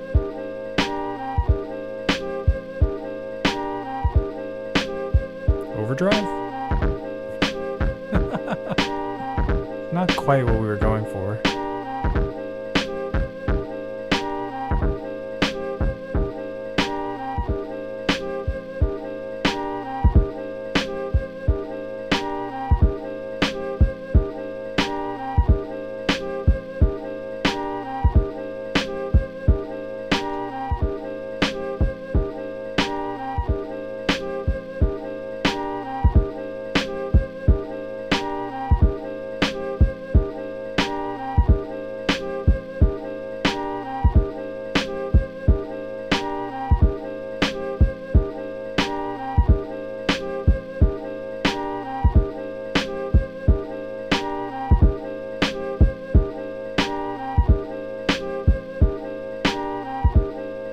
Alright, so I think that's got a nice thumpiness to it.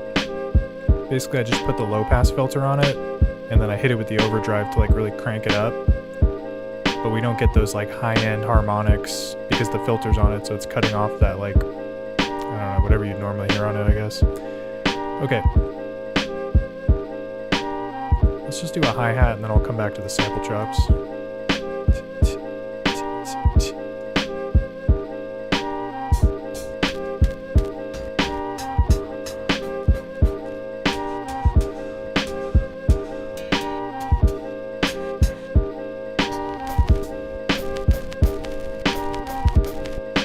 nasty.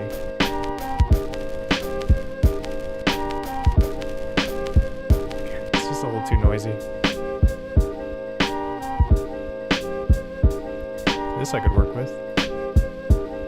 Yo, what's up, Gigi? What's cracking, man?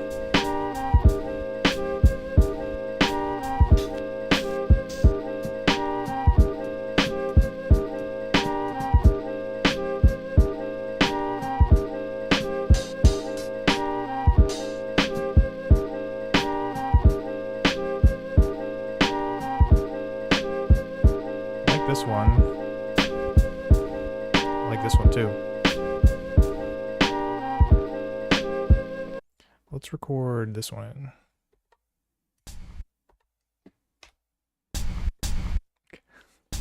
Straight from vinyl, you can tell because it sounds super weird. It's like very noisy. The when it normalizes the sample when I record it in, it really brings out some of that like noise floor basically. All right, so let's bring it down. I can also adjust the attack release.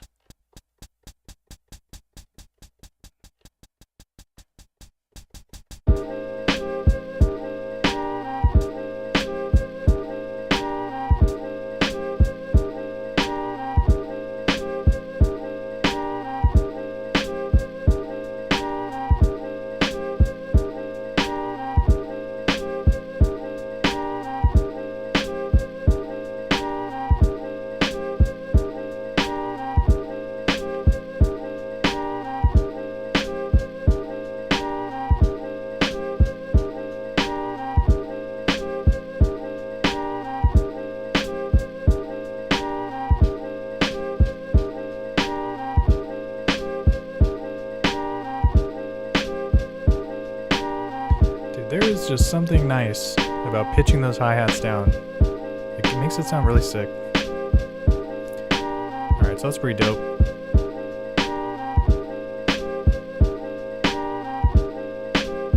Dude, I've been on the modulation all day. I kind of want to try modulating the envelope release to like kind of open and close the hat. Let's try it out. Dude, got Earth Raid. What's up, man? It's cracking.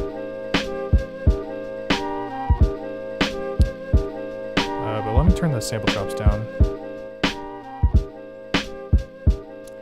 Okay, so modulation. We want the target to be the envelope release.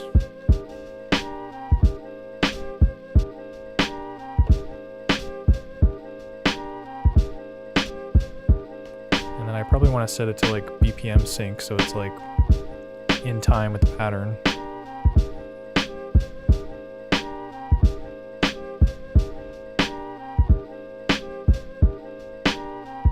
Probably don't need a sine wave on this thing though.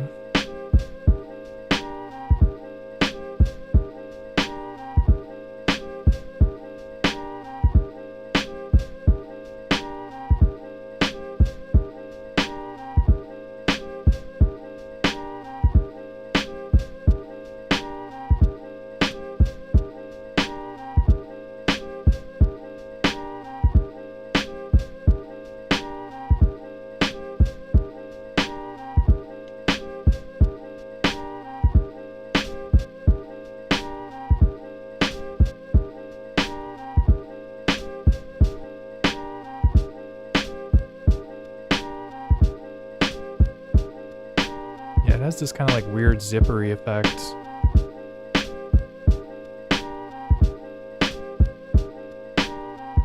Could just make that a part of the sequence.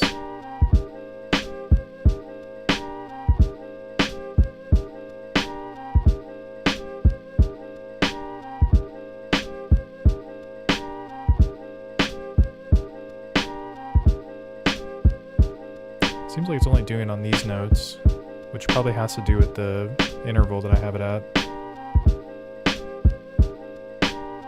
Sounds kind of trippy, I like it. And then maybe I'll put some in delay on here to kind of get like a double trigger hi-hat.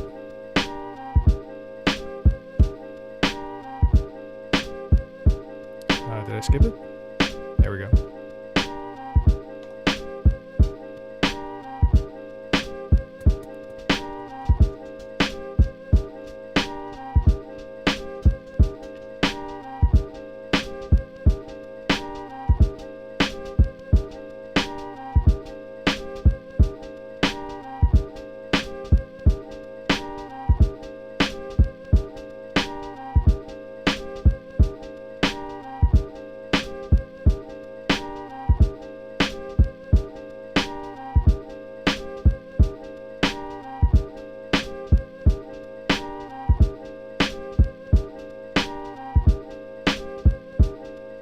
Seems like 41 is really the sweet spot.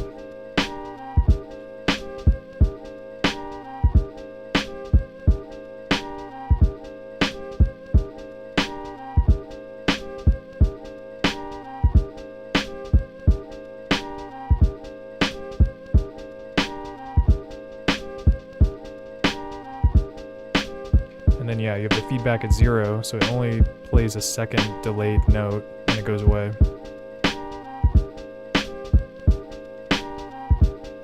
I think the balance can make the like delayed signal louder or quieter.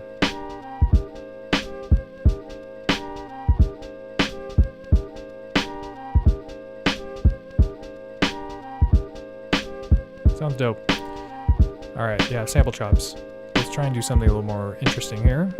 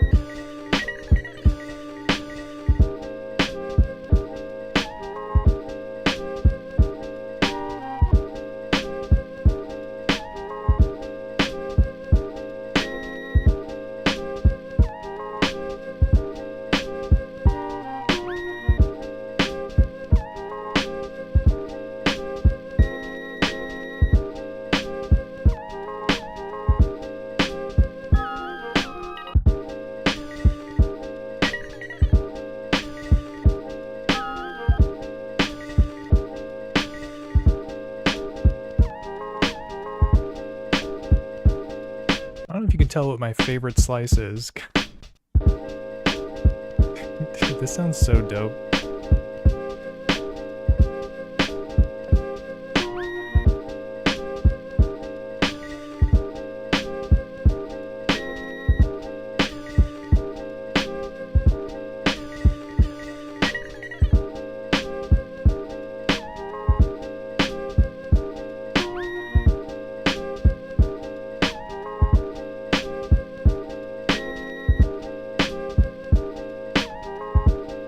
Alright, so something like that.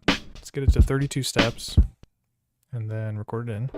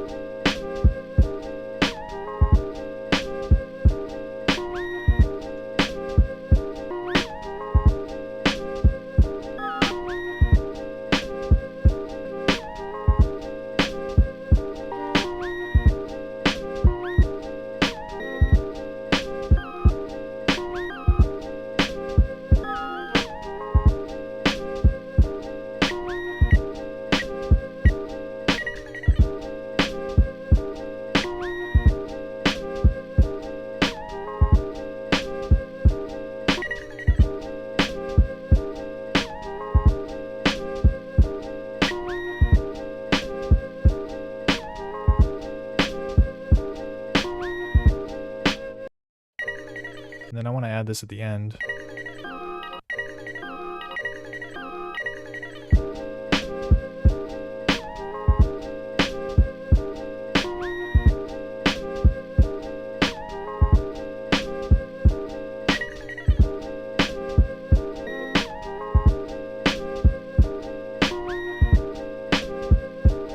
So we've got like a 4-bar pattern there. Not too shabby. We need some bass though. Boom, boom, boom. Boom, boom, boom, boom. Boom, boom.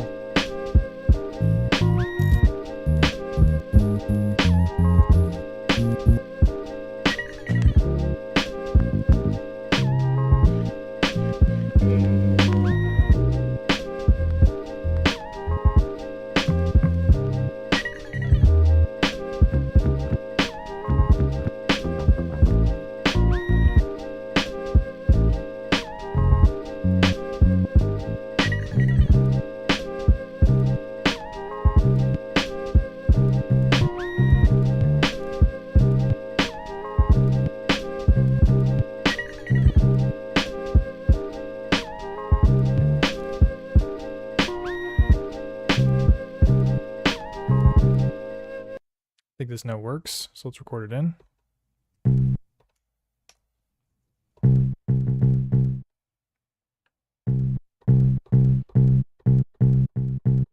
Really tighten up the release so I can let off the note and get kind of an interesting sound. Gotta turn velocity sensitivity off.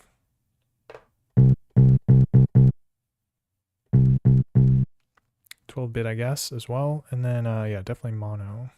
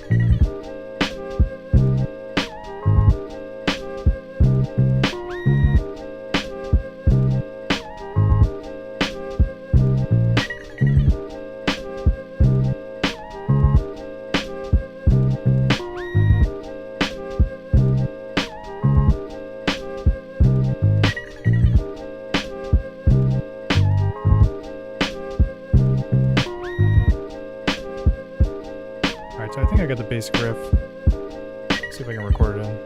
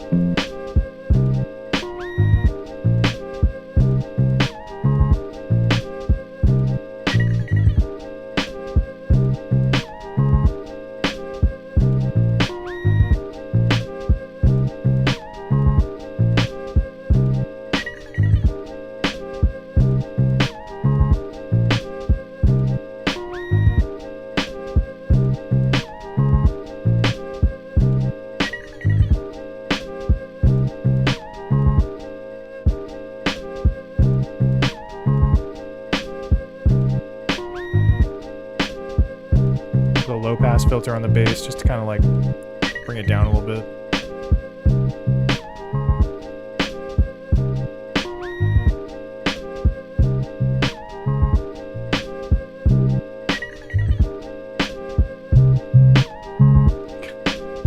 Whoops.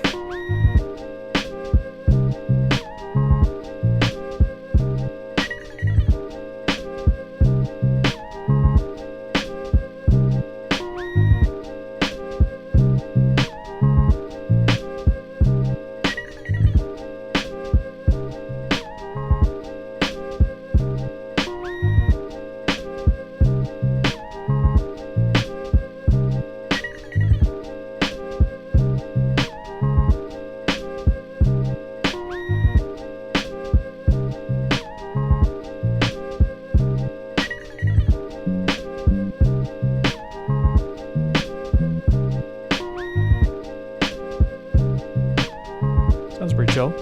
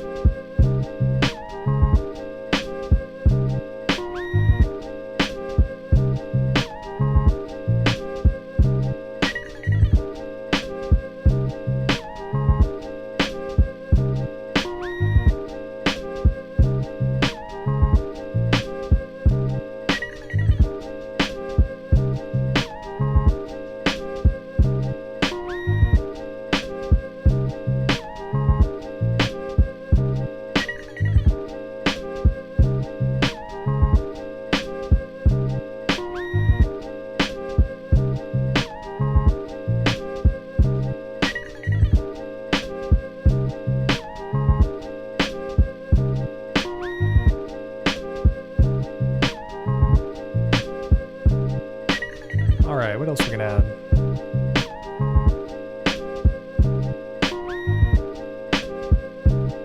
Maybe some more percussion.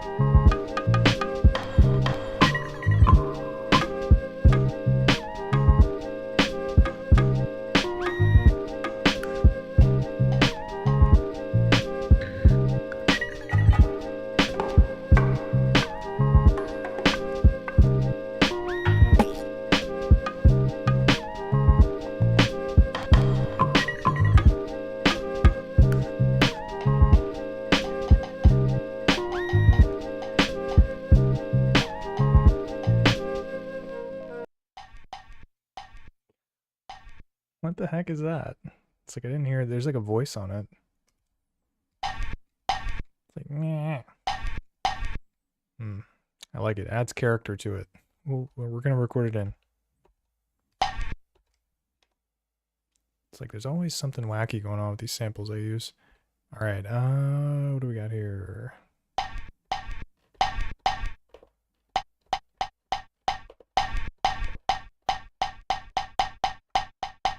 Kind of like cut the voice out a little bit there. Or we can take full ownership of it. Let's see how it sounds.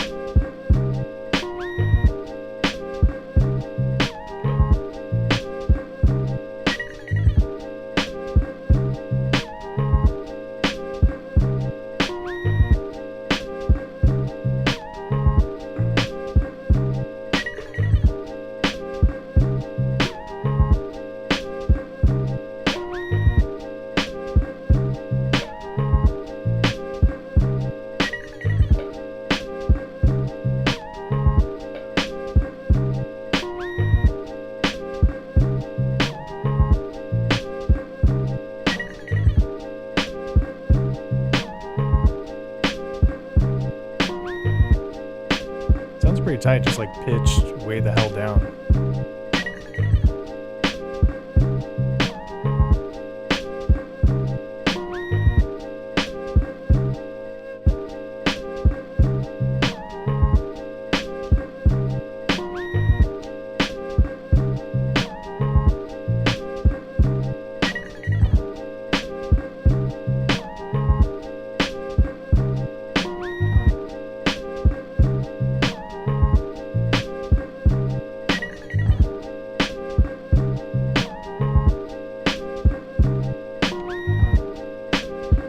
Put the crusher effect on it, make it lo-fi maybe.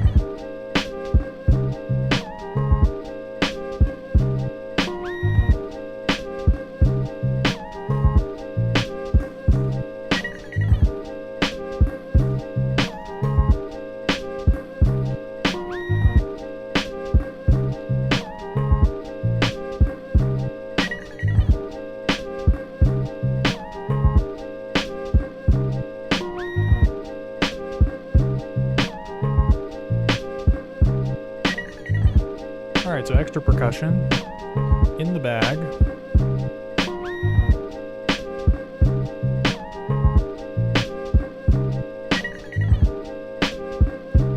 The sample's already got kind of a lot going on. It's got like a flute, it's like guitar sounding thing. It's like a synth. Maybe like a texture layer. FX sound. Let's see.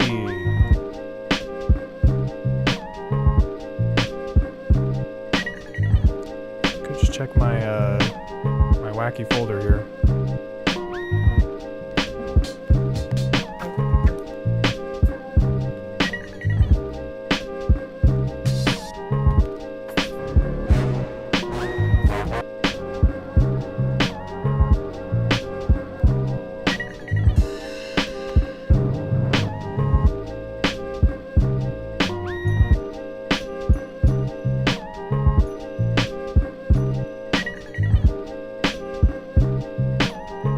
The bell seems oddly appropriate somehow. I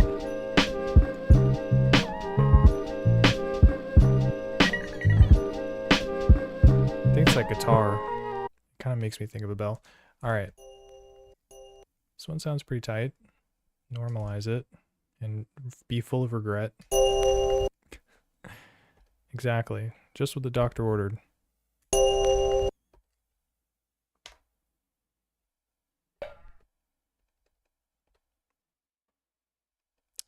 What is this all about? Did I not record it? The sample's gone.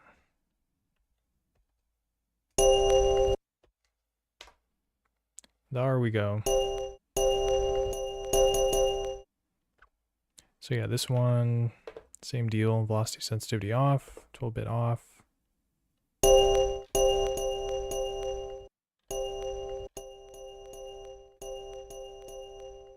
See how it sounds. We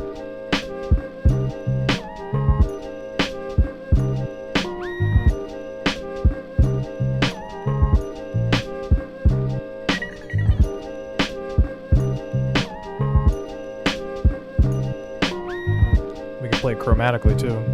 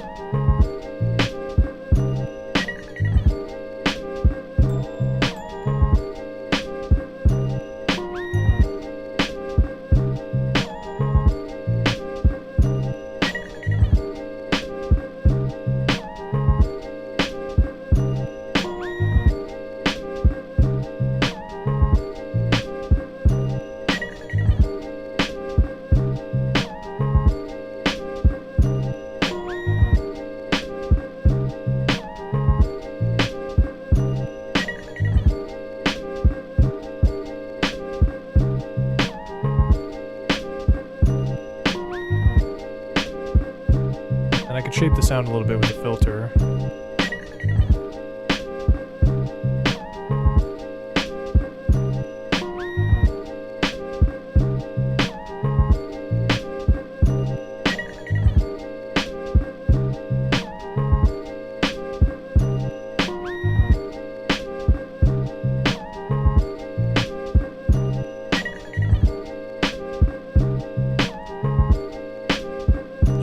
What it sounds like with delay.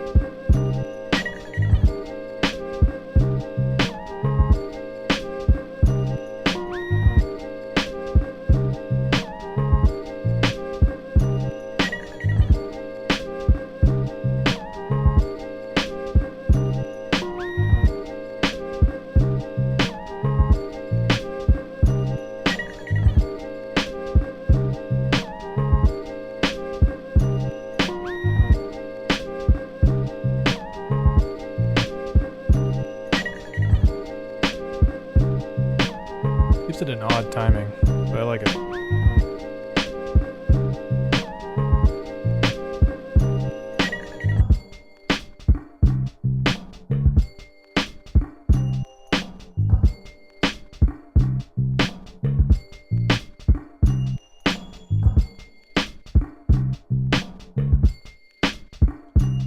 Can kind of clean it up a little bit.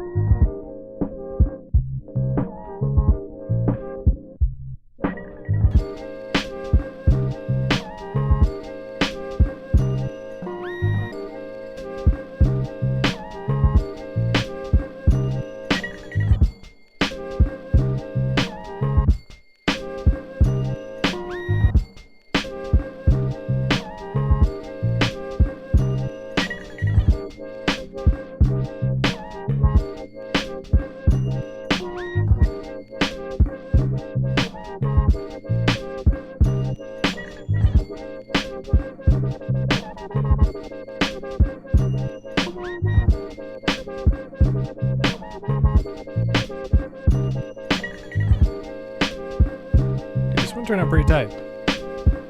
The sample came in clutch, really. It's a lot of fun to chop.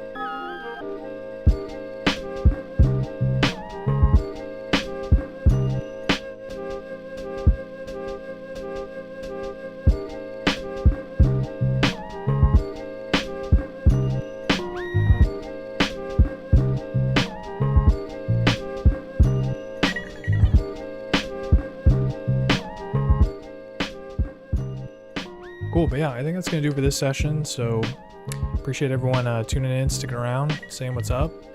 Let me take a look at chat here. Dude, Chocolate Boy Swagger, J Ward Bass, 4452, Mr. 842, GG Blaps, and Gat Earthrid. Big shout out to the homies, thanks for pulling up. So yeah, that does it for this one. Hope you had a good time, hope you have a good rest of your night, and hope to catch you on the next one. But until then, peace.